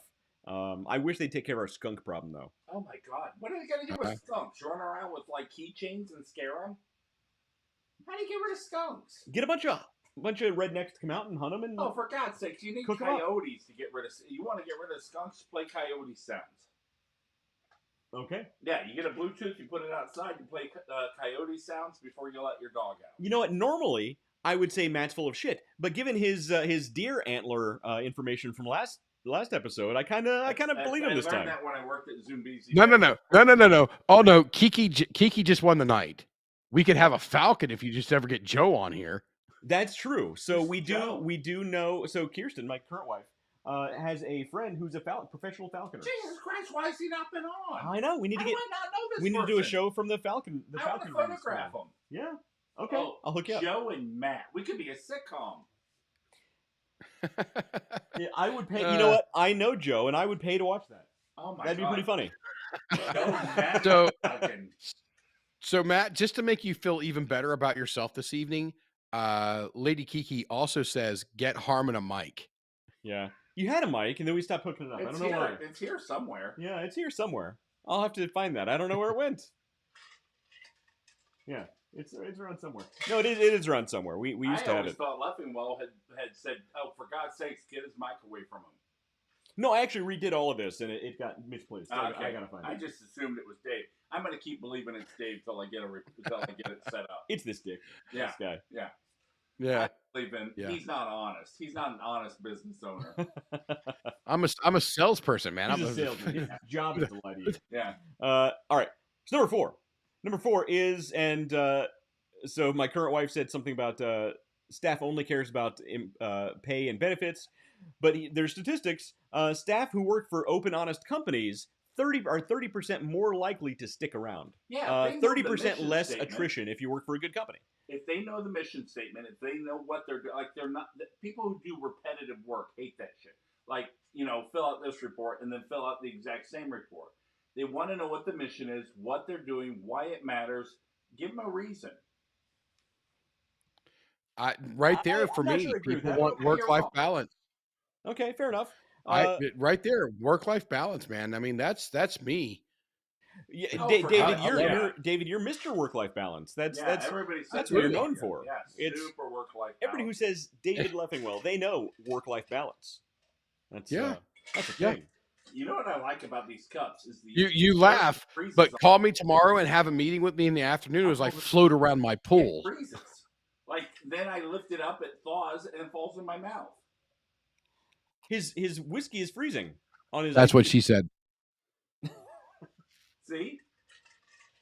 Okay. Hold on here. I was in Scranton. I was in Scranton, PA for lunch today. So I had to get a that's what she said joke in. Oh, I fucking hate Scranton. There you go. Oh, I hate Scranton so much. Those Bad memories jerks. in Scranton. Scranton. Bad memories. It even has a shitty Scranton. Oh, I hate Scranton. Great ski resort though. They have the best nachos I've ever had in my life. I'm joking. I know nothing about Scranton. It's probably a lovely place. There's a ski resort there that has the best nachos I've ever had in my life. Okay.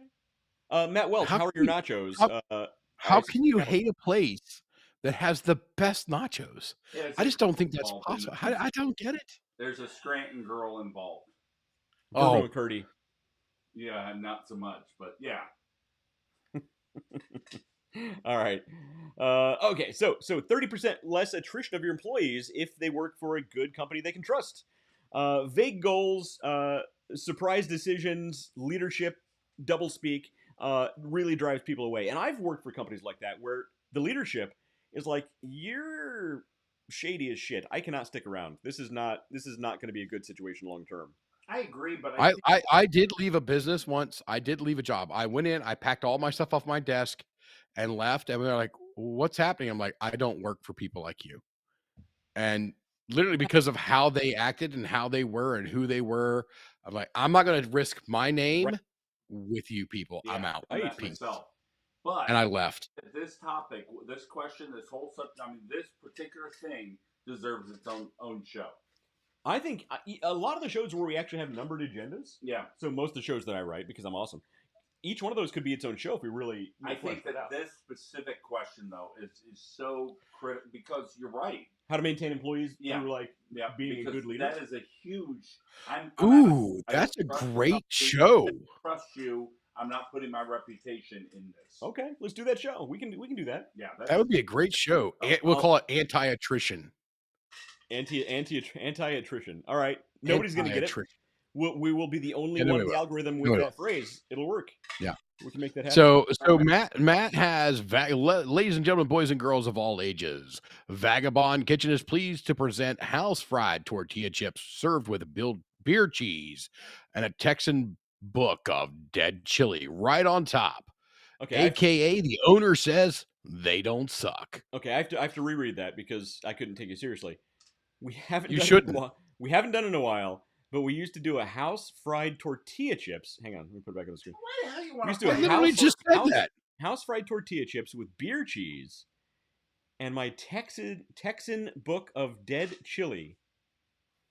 Describe Texan book of dead chili on top. I don't know. I struggle with that one too. I know it's his probably like house chili, but describe what Texan book of dead chili is. I need to know because I love chili. And he says they didn't suck.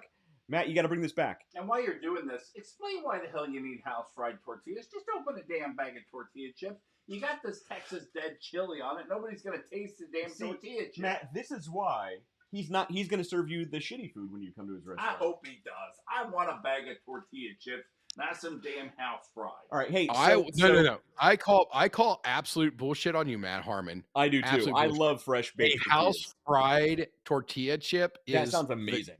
just amazing. You guys wouldn't know the difference. So Matt Welch, I sense a challenge here. Oh, was that Matt saying that? Oh, that's That was your wife. no, that was so Matt was talking. No, that about, was your wife saying beer, you idiot. I did say beer. What did you think I said? Bear? I said Texan Book of Dead Chili, but I said with beer cheese. I said Want beer. to feel like they belong and they can move up. Nobody's moving you up. Beer. Okay, I so said beer. I know, but wait. Texas. I'm used to it. Texas chili has no beans or tomatoes. Oh, okay. I didn't know that. Which is correct. Yeah, that's correct. I didn't even know that. It's steak and chili pepper sauce. I'm in. That sounds amazing. It's good. So Matt. So earlier I talked about my card. Matt Harmon. I don't know if you've ever had it, but you need to go into my card and ask him to have his chili. It's great. So because we have integrity. Because we have integrity. I'm sorry. I'm sorry, chef. We got integrity. I'm sorry. And then my current wife says, "How dare you, Harmon?" So Matt Welch, if Matt Harmon ever does come to your restaurant, just bring him out a bag of Tostitos and and a little can of refried beans. He doesn't get Tostitos. He gets Kroger brand. Oh, Kroger brand Tostitos. Because we have integrity. And an old dried up can of refried beans. That's what he gets. He's officially my favorite chef. What's that say? Everybody says for fuck's sake. Oh, for fuck's sake. Yeah. Yeah. That one I understand. He made my day. There you go. Matt, you got a fan. Indeed. All right. So don't be a dick as a leader, and that's it. So we should do a show on that, because I got some stories about bad leaders, man, and they're not all about me. So yeah, you've been a bad leader a couple of times. Remember that time you caused that industrial accident? No. Well, he's the one he's the one who created the Joker. Bring up something else. I was like, don't talk about that on the show. I don't know enough to bring up. All right, fair enough. Let's see. You mean to rip your head off and shit down the hole? Yeah, Matt. Don't bring that up. You know, it's amazing. Like weekly, once a week, I feel this enormous wave of guilt over that. I really do. Do you? It just freaking hurts. Once a week, I laugh my ass off about that. Again. Yeah. And there just reaches a point where you can't apologize for the 100th time. Yeah.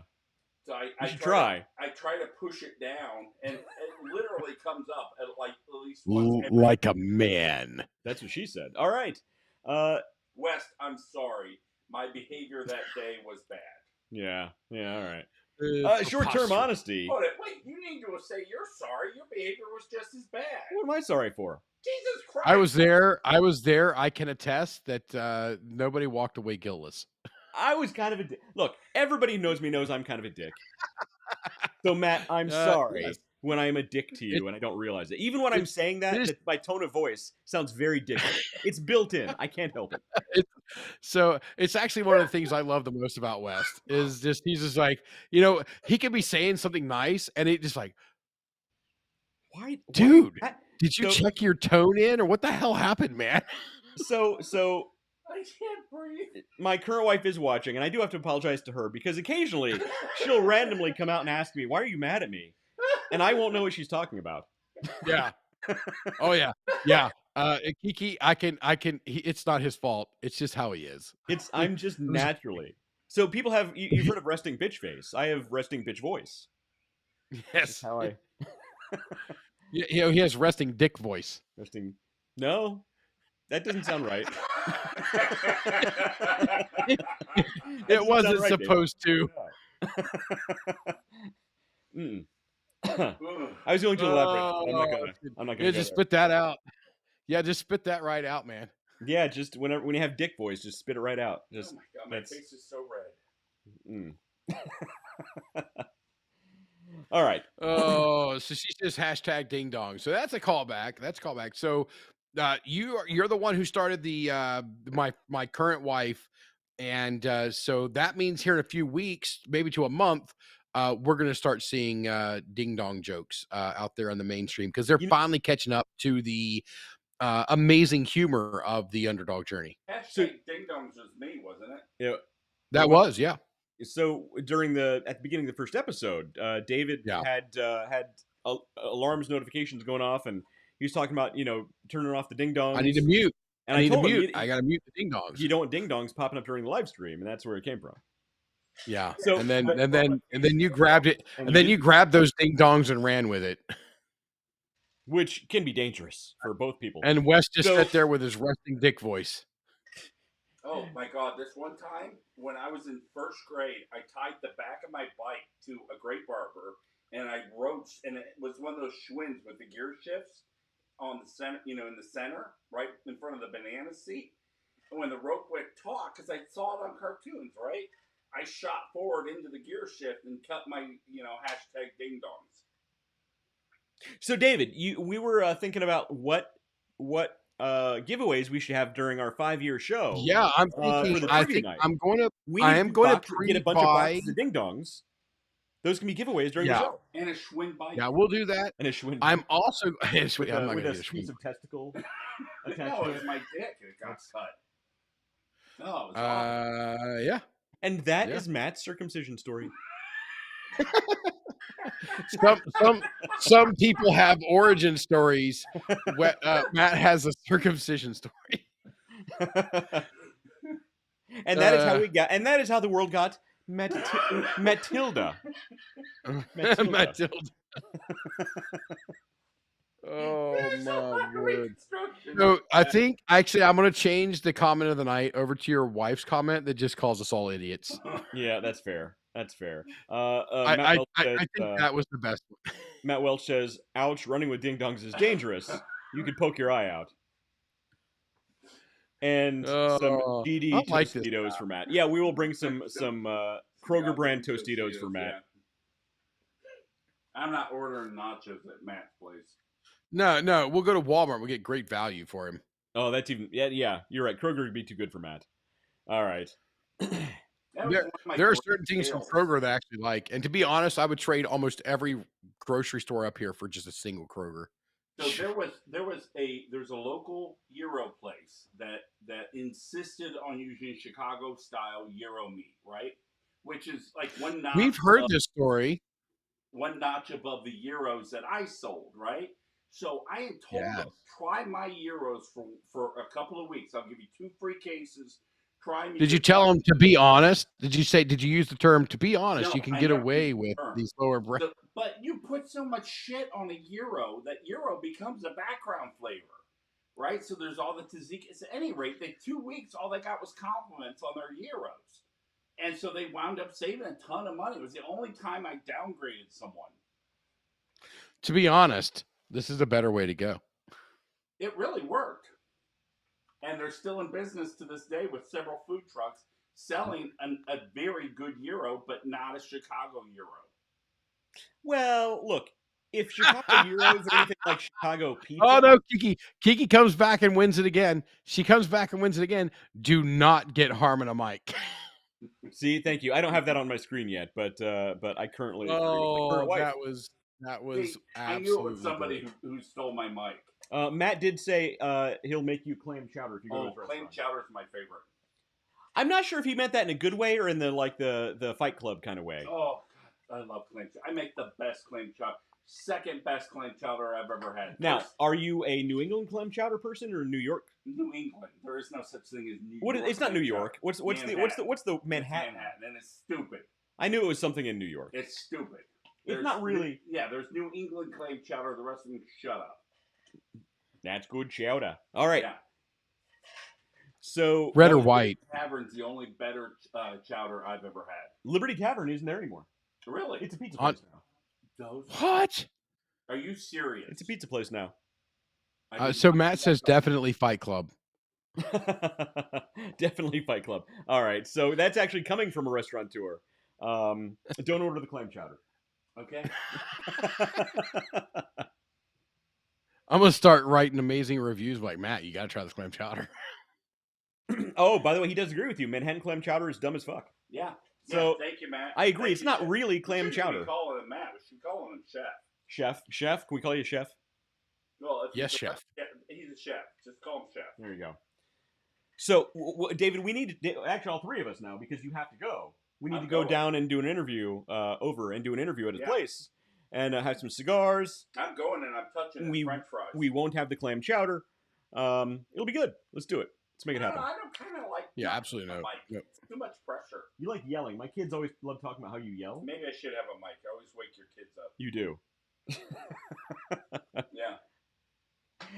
All right. Fair enough. All right. So, number 6, we're almost done, I promise, is you don't need to be perfect, just accountable. So take accountability. Stick with your return policy if you have a return policy. If you say you're working on something, work on it. If you need more time, let people know you're working on it. Don't build up anticipation for something that's never going to happen. Take that how you will. Just deliver the product that you say you're going to deliver. Take accountability. If you fuck up, tell people you fucked up. People are surprisingly forgiving when you let them know that you messed up. Oh yeah. Even in business, people are surprisingly forgiving when you mess up. Just be accountable. Hold yourself accountable. Hold your business accountable when you need to. And you'll be surprised how far that gets you with customer loyalty. People will trust you more when you tell them you screwed up. Hey, That's actually a real thing. Yes. I screwed up. I'm sorry. Uh-oh. What happened? Well, no, I'm just saying I screwed up. Oh, good to know. Thanks, Matt. Speaking of which, my current wife said she's coming too, so it'll be a whole party at the. My latest ad on Facebook has Leffingwell and Nikki in it. Oh, hey, David, you're famous. You're in his ad. Did you sign a waiver saying he can use your photos for his advertising, by the way? Because if not, you can sue him. The statute of limitations has run out. That's not a thing. I'm happy to help my friend out marketing his business. Good to know. Matt says, come on down. We'll have cigars on the roof of the building. That would be super awesome. Let's definitely do that. So I've got 3 Opus X's right over here. Oh, I got yesterday. We didn't smoke them. Talking. They came in a tin. Yeah. I don't remember. They're like the Angels Cut or Angels Envy. I don't know, something over there. But yeah, those would be good. Okay, let's plan a date. Matt will be in touch. We're gonna go down there, and apparently it's gonna be a party. So my current wife is going. Harmon's going. Got to find somebody to babysit the kids. We're gonna make it happen. They're old enough to stay by themselves. They can. We'll go. We'll stay at Ogilvy. It'll be fine. There you go. That's Doesn't your family do Ogilvy like 12 times a year? We go there a lot. We go more than Ogilvy? It's a resort in Wheeling. It's a cool place. They got a golf course. They do Christmas lights in the wintertime. It's a whole thing. My current wife's family's been going there for decades. So, last one, number 7. Reputation isn't built by hype. It's built by follow through. And hype. So think about it. Reputation, right? Now, hype built by height, built by girth. Hype can build up anticipation for something, but it can't build your reputation. Hype. Okay. Hype. Your reputation is built by that customer loyalty that we've been talking about. When you have a reputation, it's not something that just pops up out of nowhere. It's something you've constructed and built over time. Yeah, it's the raving fans. You don't create a raving fan on the first sale. You from a first, hey, I clicked a button, I ordered this thing, and they sent it to me. That customer service that came along with it, that experience that came along with it, that is what created the raving fan. That is what created the 1,000 true fans. And that's the goal. I do not want, and this is something I teach to people, and I'm going to be teaching in absolute depth over the next 6 months. I do not want to hear anybody be happy with a satisfied customer. That is unacceptable in my book. Is middle of the road. Satisfied is you did the bare minimum. Satisfied is 2.5. Yeah. Satisfied is 0 on the -2 +2, right? That is satisfied. That is a customer came by, and you know what that customer does? They don't badmouth you, and that's the best you can hope for. Yeah, satisfied is a C grade. But the 5-star, the true 5-star, not the people that just give them for garbage, Matt. Or the true +2. or the true thumbs up. These are the people that are going to talk to, as West went over earlier, these are the people that are going to talk to their friends, their neighbors, anybody. If somebody passing me down a street says, hey, I'm going to Columbus, Ohio, find us a place for dinner, what am I going to stop and tell them? Yeah, Matt says satisfied is bullshit. Yeah, satisfied, it's just the bare minimum. It's if somebody's satisfied, that's fine. You know, That is meets expectations. that's it. That's it. All right, so say you get a satisfied. What are you going to dwell on it all day, or going to move on to the next one? No. We want that. Is, so when we're talking earlier, this is what we do. Hey, we get a 2.5-star review. Guess what? I'm not going to go ripping his ass for it. I'm going to tell you that's what they expect from every other restaurant. That's what they expect. This is what we're going to give them. We're going to give them 5 stars, 6 stars, 7 stars out of 5. We are really going to set it apart. And it goes from the EC, the executive chef, to the server, to the maitre d', to the wine selection, to the appetizer selections, to the main. It's a whole thing, and you build an experience. And then when they walk out of there, they go, "Oh my God, that was amazing." Now, David, I gotta ask you, man. This is a question for everybody, especially Matt, because he's watching. So now, when you say a 2.5, are you talking about the average being a 2.5, or if you get one individual review, that's a 2.5? Because that person coming in, they could have been a dick. They could just be having a bad day and they give you a bad review. They could have had a freak experience that led to that bad experience. You could, you yourself could have staff that's having a bad day. There's the macro and there's the micro. Yes, from a micro standpoint, a 2.5 is exactly where you want to be. That is, you did nothing to degrade or deride. That customer is not going to write any negative comments, okay? Right. Which is, as a restaurant or any business, people don't go to the interwebs and leave positive comments for a 2.7. No. They don't go for a 3. They don't go for a 4. Right. To write something positive. Not even a 5. You've got to be a 7 or 8 to have somebody to actually go out of 5. You got to be a 7 or 8 out of 5 to have somebody actually go and leave a positive comment. Right. This is going back a few seconds, but you guys keep forgetting the first step of raving fans. Literally, chapter 1 of raving fans. Do you want this person as a customer? Now, wait, was that the question? Was that the question? Do you want this person as a customer? Or a statement of, you want this person as a customer? Well, so again, it kind of goes back to the macro versus the micro experience, right? So your macro is going to be your average review. If your average review is 2.5, you need to make institutional changes. You make improvements in your. But if you have you don't want to be an average restaurant. But if you have a micro where you generally have 4 or 5 stars, but you have one person who leaves a 1 star because they got pissy or they had a bad experience. It could have been a freak experience. Maybe something weird, abnormal happened where they just had a bad experience. Right. You can fix that. You can reach out to that person and find out what they did wrong. Right.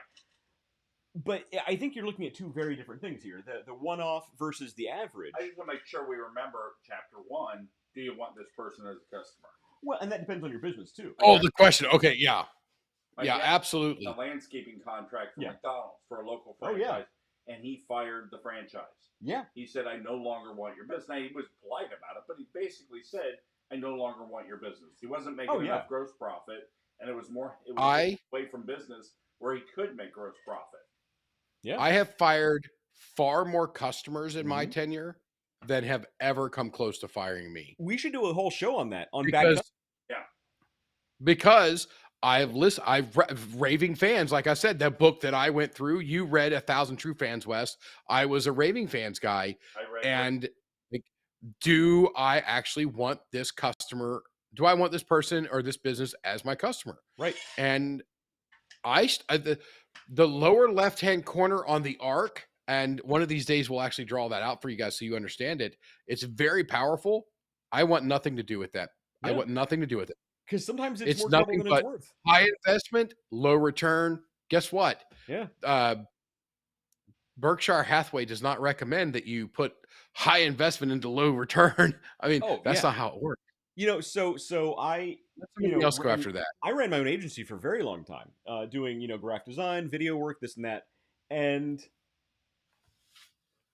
it was much more. It was much easier for me to deal with bigger companies with bigger paychecks, bigger jobs, because they knew what they wanted, they knew what they were paying for, versus the one-off, very small job, very small paycheck in the end. And they would ask for the moon. They would ask for everything. They'd ask for different revisions over a million different revisions for tiny little BS things. In the meantime, the big company, they knew exactly what they wanted, and they knew how to get it and how to ask for it in the first place. They paid more. They were easier to deal with than the little one-off things. So I think that's a great point. It So depends on Kiki's not very happy with us going back to our core being a business She wants to channel. talk about the soup. I think she's hungry. He wants to talk about the soup. Now, I have a recipe that I brought back with me from Puerto Rico. Okay. I love your wife. She's so much better than you. I've been told that. Yeah. I tend to agree. Yeah. Not always, but I tend to agree. Yeah, that's a good place to be. I mean, yeah. I mean, that's why we marry them, because they're better than us. That's why I stick, better than me. Yeah, that's why I stick around, because I tell her frequently she's better than me and she can do better. Oh my god! I tell David's wife she can do better than him. My wife is 56 like me, and she's so freaking hot. See, your problem also is you tell people how old she is. Ladies don't like that. Oh, well, either way, she's so freaking hot. She's way better than you. Oh my god, she's so hot. She can do better than you. Oh, she's a big fat ass. Oh, she's good looking. So soup. My current wife wants to talk about soup. Soup.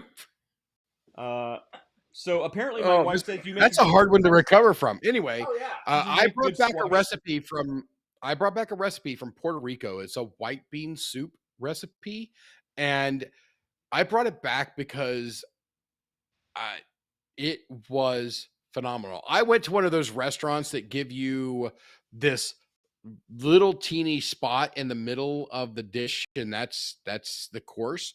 I think there were 7 or 8 of them, but I needed to go to McDonald's before or after to actually get full from that. But the food was amazing, and of all the things I had, and all these fancy, crazy 8-9 course meal that we had, the white bean soup is absolutely ridiculously good. Like a good white bean soup. And good stuff. I've got the recipe for it, and I am going to send it to Kiki so that she can send it to Matt.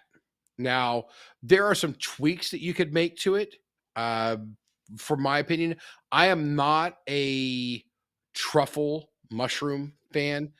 I know a lot of people out there absolutely love it. It's not a flavor profile that it really meets with my taste buds.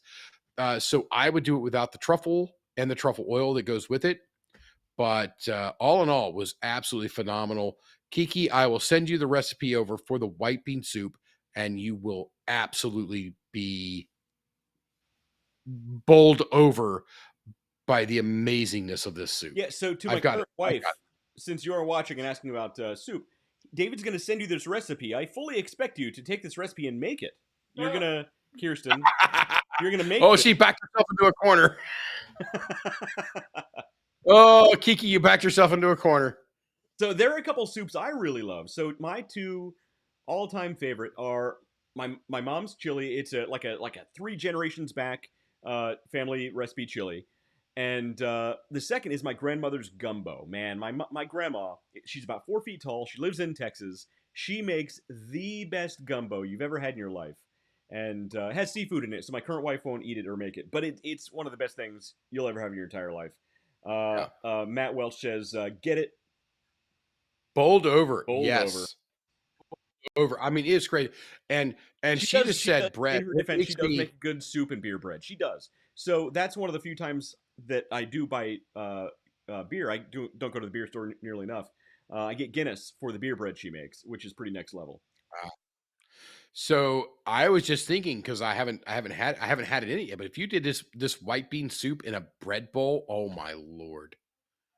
So Kirsten, make bread for a bread bowl, and we're gonna put the white bean soup in a bread bowl. I'll send this over. It's on one of my phones right now. I got it. Well, my wife talked about it. Yeah, you guys had Talked about COVID, it. so and I made this squash soup. And it was My wife you brought us a wouldn't big thing of it. Yeah, my wife wouldn't even try it. So It was delicious. I'm like, fuck it, I'll take it over the. Now that she mentions it, I do remember it. It was delicious. Yeah. Thank you. You should make it again and bring it to us. I will. I'm posting right now on the Facebook about how hot my wife is. So here's what we need to hear. I think Matt, here's what we're doing is we're all going to pick our favorite recipes. We're all going to come to Matt's restaurant. He's going to make something. David, you're going to bring the white bean soup. Matt, you're going to bring something. My current wife is gonna make something, and we're gonna have a cook-off at the Vagabond Kitchen, and it's gonna. My nickname. My nickname, Chef Boyard Dave, right? I mean, come on. I thought that was. I'm gonna bring it. I thought that was just because you eat out of a can. I don't. Oh, bro, I can cook. No, you can. I've heard stories. I've never had it because you've. I'm not a good enough friend, but I have heard you make really good. You're a good chef. When's the last time you had Chef Boyardee like ravioli? I hate Chef Boyardee ravioli. You didn't have it as a kid and have fond memories? I had it as a kid. I had terrible memories. Ah. So I actually remember specifically having Chef Boyardee ravioli when I was sick, and it didn't turn out well. The same with alphabet soup. Can't do it. Really? Can't do it. I see alphabet soup, I immediately get sick. I can't do it. So I had it when I was young, and with Matt, I have great memories of it. But yeah. I said, Nikki, give me a can of that. I want to eat that this week. And I picked it up, and she handed it to me, and I turned it over. I looked at the ingredients, and I handed it back to her, and I said, never mind. Oh my God, you never look at the ingredients. What the hell's wrong with it? All right. So by the way, Matt Welch says, bring it. So we're doing this. We're gonna make it happen. Oh, it's and on. Then my current wife it's says, on. You idiots, Matt is a chef. And I sense a challenge here. I'm a chef. Chef Boyardee Dave, didn't you just hear me say that? We're gonna. I'm classically trained by the masters. Yeah, I got this. Apparently, Chef Boyardee has a West Virginia connection. He worked for the Greenbrier Resort, which would be super cool. We got to go there. If I'm not mistaken, his canned soup is dog food. His canned soup does taste like dog food. Yes. I would warn you best, however, though, I'm seeing signs of infidelity here. Because your wife is clearly sticking up for Matt, and any woman who even remotely sticks up for a chef, that's an issue. Well, that's an issue you need to deal with. You know, they used to live together. I did not know that. They did. Yeah. I can see this I was getting ready to say, I think he should have had a little more information before he tried to crack that joke. Oh, did they really? They used to be roommates. That's not good. That's not good. Oh, I know. Oh, that's not good. You need to fight him. I know what you did. I know. I know what you did. Wait! Your wife's about to call us all idiots again. I'm used to it. I'm used to it. It happens. I can't believe his son hasn't come down here to yell at us. Oh, he's taking notes. I hear about it in the mornings. He's got his flip over notepad. That kid's never dandy notebook and a blue pen. Never forgets a thing. He holds a grudge, and I will hear about it in the morning.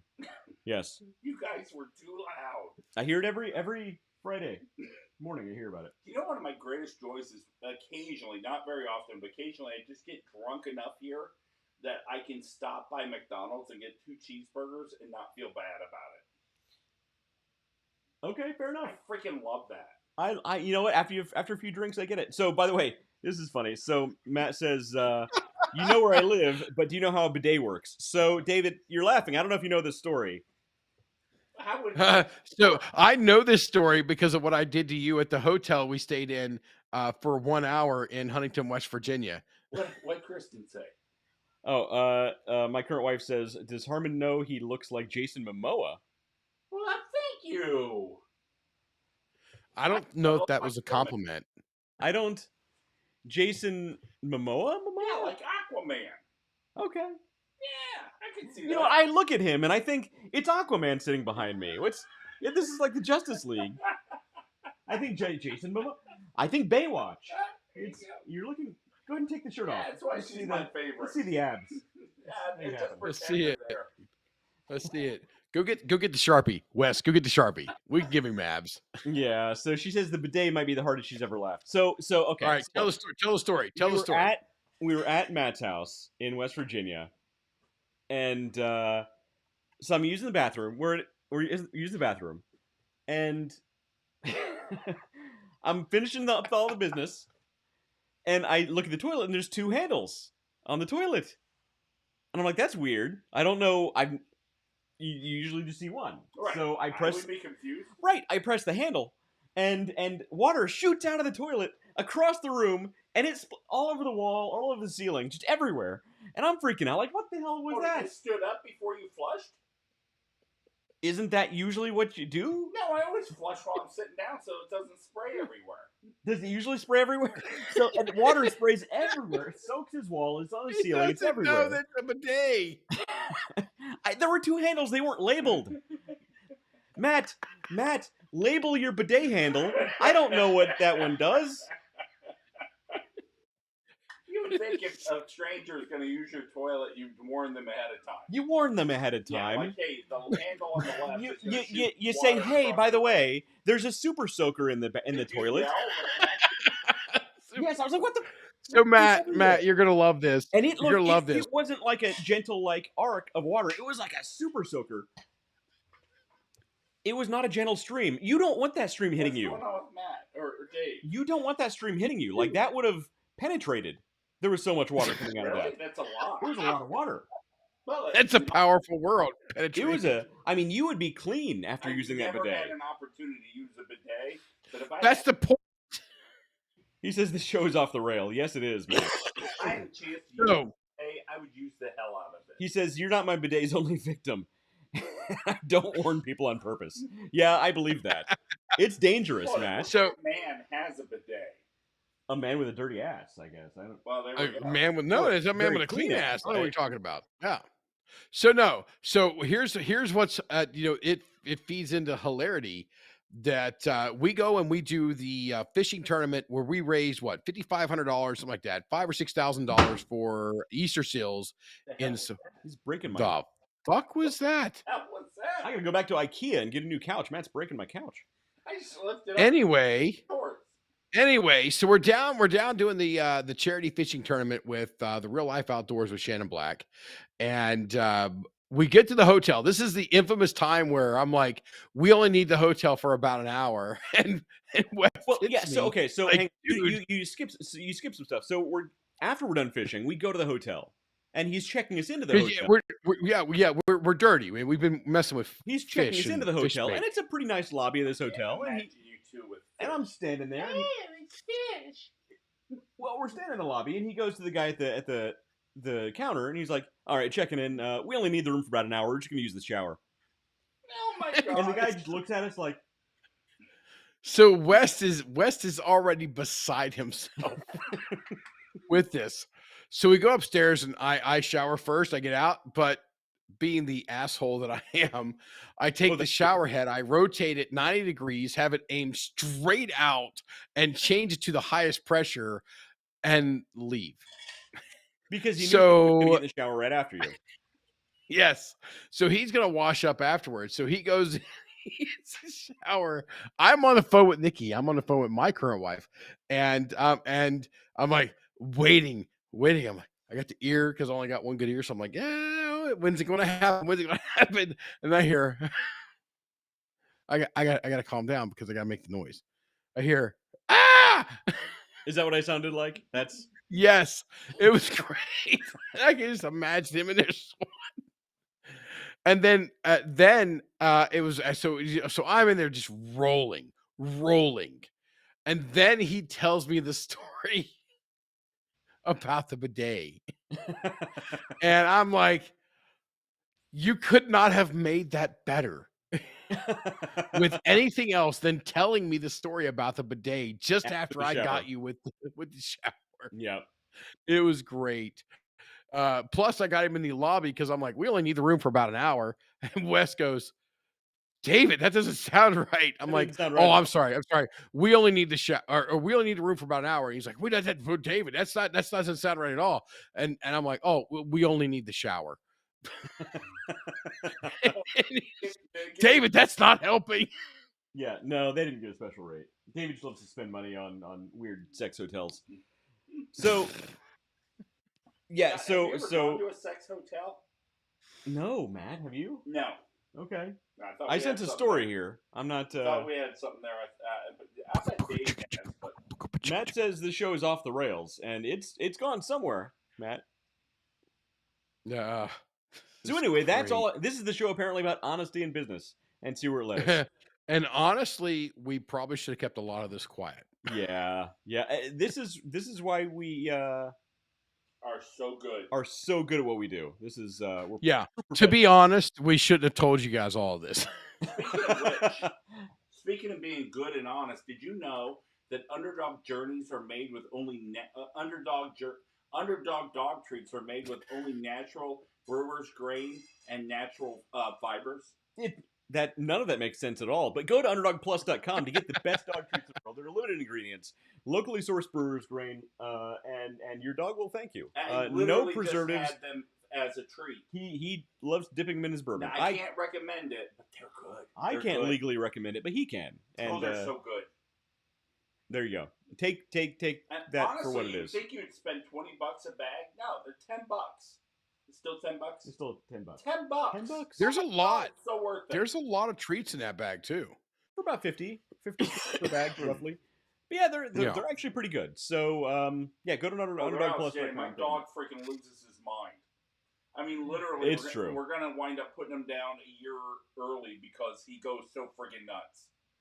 I'm not sure I'm going to use that as a. I'm not going to use that as a testimonial. We're just being honest. Yeah, we're going to have to. He does. He loses his mind with Underdog dog. To be honest, with complete transparency. Yeah, I'm not going to lie to you this time.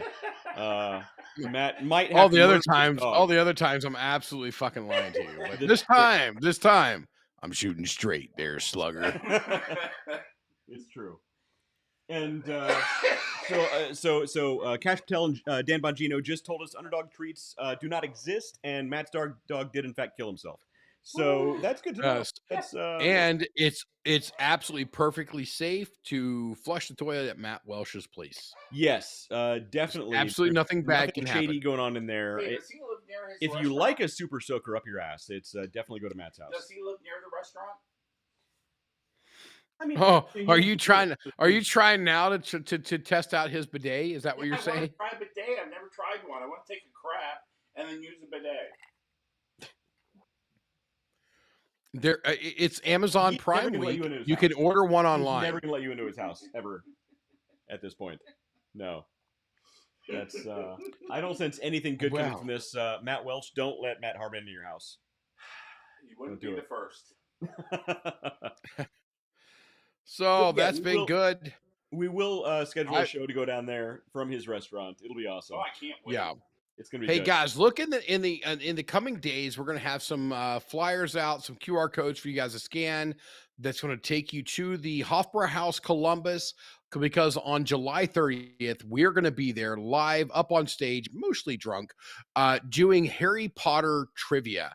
We're looking for giveaways. We're doing some on-the-spot giveaways kind of outside of the trivia stuff for the people that are local in the restaurant. We're also going to have abilities for people to take part in the event remotely. So it's going to be a great time.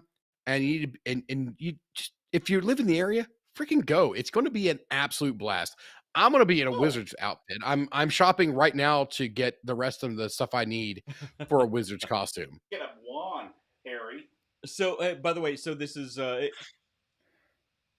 we will be live at Hofbrauhaus for the trivia night, but we will be you will be able to take part in the trivia night remotely. So the app we're using is actually really good. We'll talk about it soon, and you can log in with the QR code, join, leave whenever you want, and you can still take part in the trivia. You will be counted in the game. So we're going to make it happen. It's going to be fun, man. I'm really looking forward to it. What's that? Can they show up? Well, obviously, definitely show up. We're going to be on the house audio. Show up. That's the way to be. And I'm going to be walking around. I'm going to have a microphone on. I'm going to be walking around. I'm going to do spot drop-ins, trivia questions at a table, not an individual. Away, boxes of I'm giving away. It'll be there. We will actually give away a couple boxes of ding dongs, but we're also going to be giving away. No, we're also going to be giving away a very special treat, which is the cream puff from the Hofbrauhaus as well. So we're going to have a good time. It's going to be an amazing event. And even if you don't like the Underdog journey, you love Harry Potter. Why not just go and do it for that? It's going to be great. Pop up one of those guitars behind you and give one of those away. Yeah, I'm not doing that. Oh, for God's sakes. I'm trying to make this thing a success. You're not helping. Yeah, it's going to be a total failure without that, David. Obviously. You know, yeah, without a random guitar for me. Yeah, no, we're good. All right, so I thought everybody was competing against Dave, though. Like, Dave's supposed to be the takeoff comer. I actually might set it up so David gets his own category. Yeah. And, well, because he claims it's possible, but I'm going to be busy. I'm going to be busy. So there we'll do, because we're going to have this software for quite some time. So I say we do our year, our 5-year, and then have you signed up yet? No, I was waiting a little bit to sign up because we don't pay for a month for this for now. So yeah, so we wait, and then what we'll do is before it ends, we'll do another trivia where everybody in the world can challenge me. It can be Harry Potter trivia, or it can be just straight up general trivia. Do you think so? Don't feel bad when I absolutely wipe the floor with you guys. So you think we should do a David versus the world general trivia? You think this is a good idea? DVW. I'm gonna crush you guys. Where Goliath wins. All right. Okay. So this is the next show. We're gonna do that at some point in July. We're gonna have David versus the world trivia. Well, we can't do it in July. It's got to be in August. We've got to push it out past the 5-year because we don't want to do anything beforehand that's going to take my mind off of the character that I'm creating for. Fair enough. All right. So in August, before our subscription runs out, we're gonna do a David versus the world trivia night, and we're gonna make this happen. All right. Fair enough. Yeah, we might do two trivias. One that's just general trivia, and one that is Harry Potter focused. So those are going to be fun too. But it's going to be great. And to be honest, I'm absolutely perfectly fine with losing. I love trivia. It's just a fun time. I mean, who doesn't love trivia? I love it. I'm in. I'm all for it. Okay. Let's go. Dave versus the world. Dave's making up a character. Super important. Everybody, pretend you like it. Just give him a pat on the butt. So Matt, here's an idea for your next restaurant. Not you. Okay. Yeah, not you. I mean, this could be you too, but I had a name for it a little bit ago. But anyway, the idea was it'd be like cut, like literally like cut from, and it would be the scene taker, cut. And the idea is that every table, like when you come in, you set a table. And every table has a movie with it. So when you go there, you're handed out a persona that you're supposed to play the entire night. And it would be awesome. It would be okay. So for people like you, yes, it sucks. For people like me, I'm scheduling every meeting I could possibly be there, and I'm gonna sit at the Godfather table at the head. So David, as you're saying that. You come today on the day. David, as you're saying that, all I'm thinking of is the movie The Menu, where they murder all of the people, where the staff murders all of the customers, and they burn down the restaurant. So I've seen previews for that, but I looked at that and said, that's just ridiculous. Oh my God. You can't get returning customers with that. That's a terrible business plan. Return customers are very difficult to get. I got to tell you the moment my dad decided he was done with retail. So after his heart attack, started growing pot? Yeah, well, he got really old. He owned a garden center for over 20 years. It was a super successful garden center. One day, so Christian says that sounds not relaxing. It's not supposed to be relaxing. Kiki, it's not supposed to be relaxing. With a nose ring and his weird wife, and he's got one of my dad's trees that he bought from him hanging out of the guy's trunk, and it's dead. And the guy says, "Hey, this tree died. I want my money back."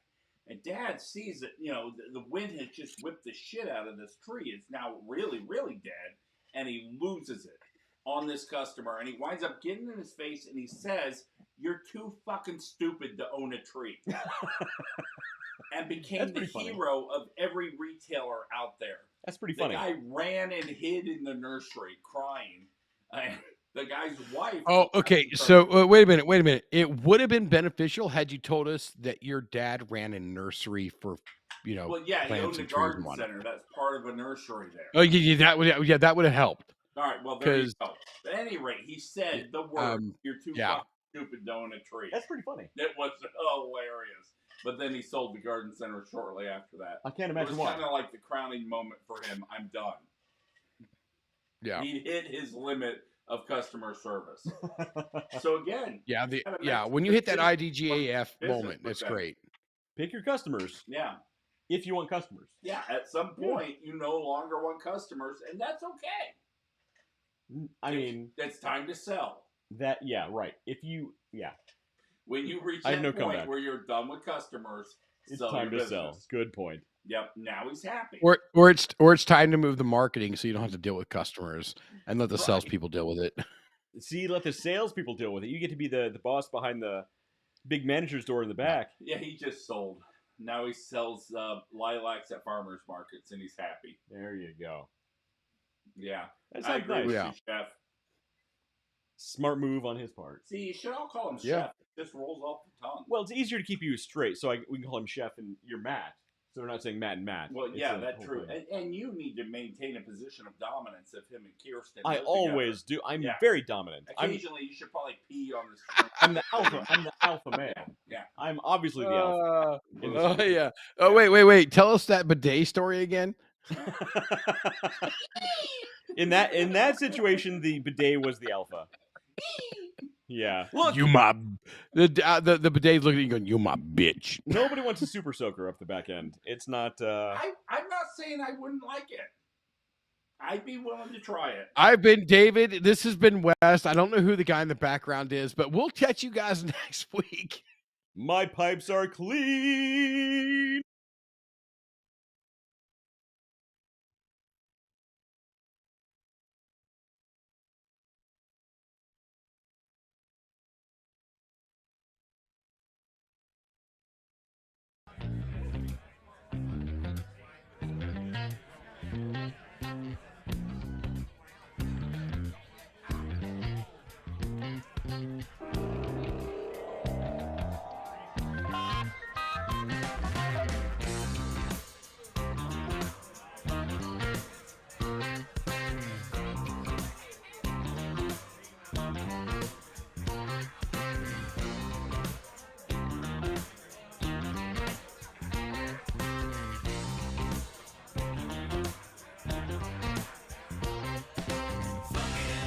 The neighborhood, I felt a fool 'cause the funk was good.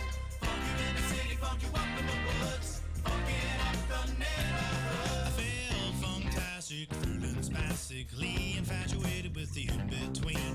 The ups, the downs, the curves, and the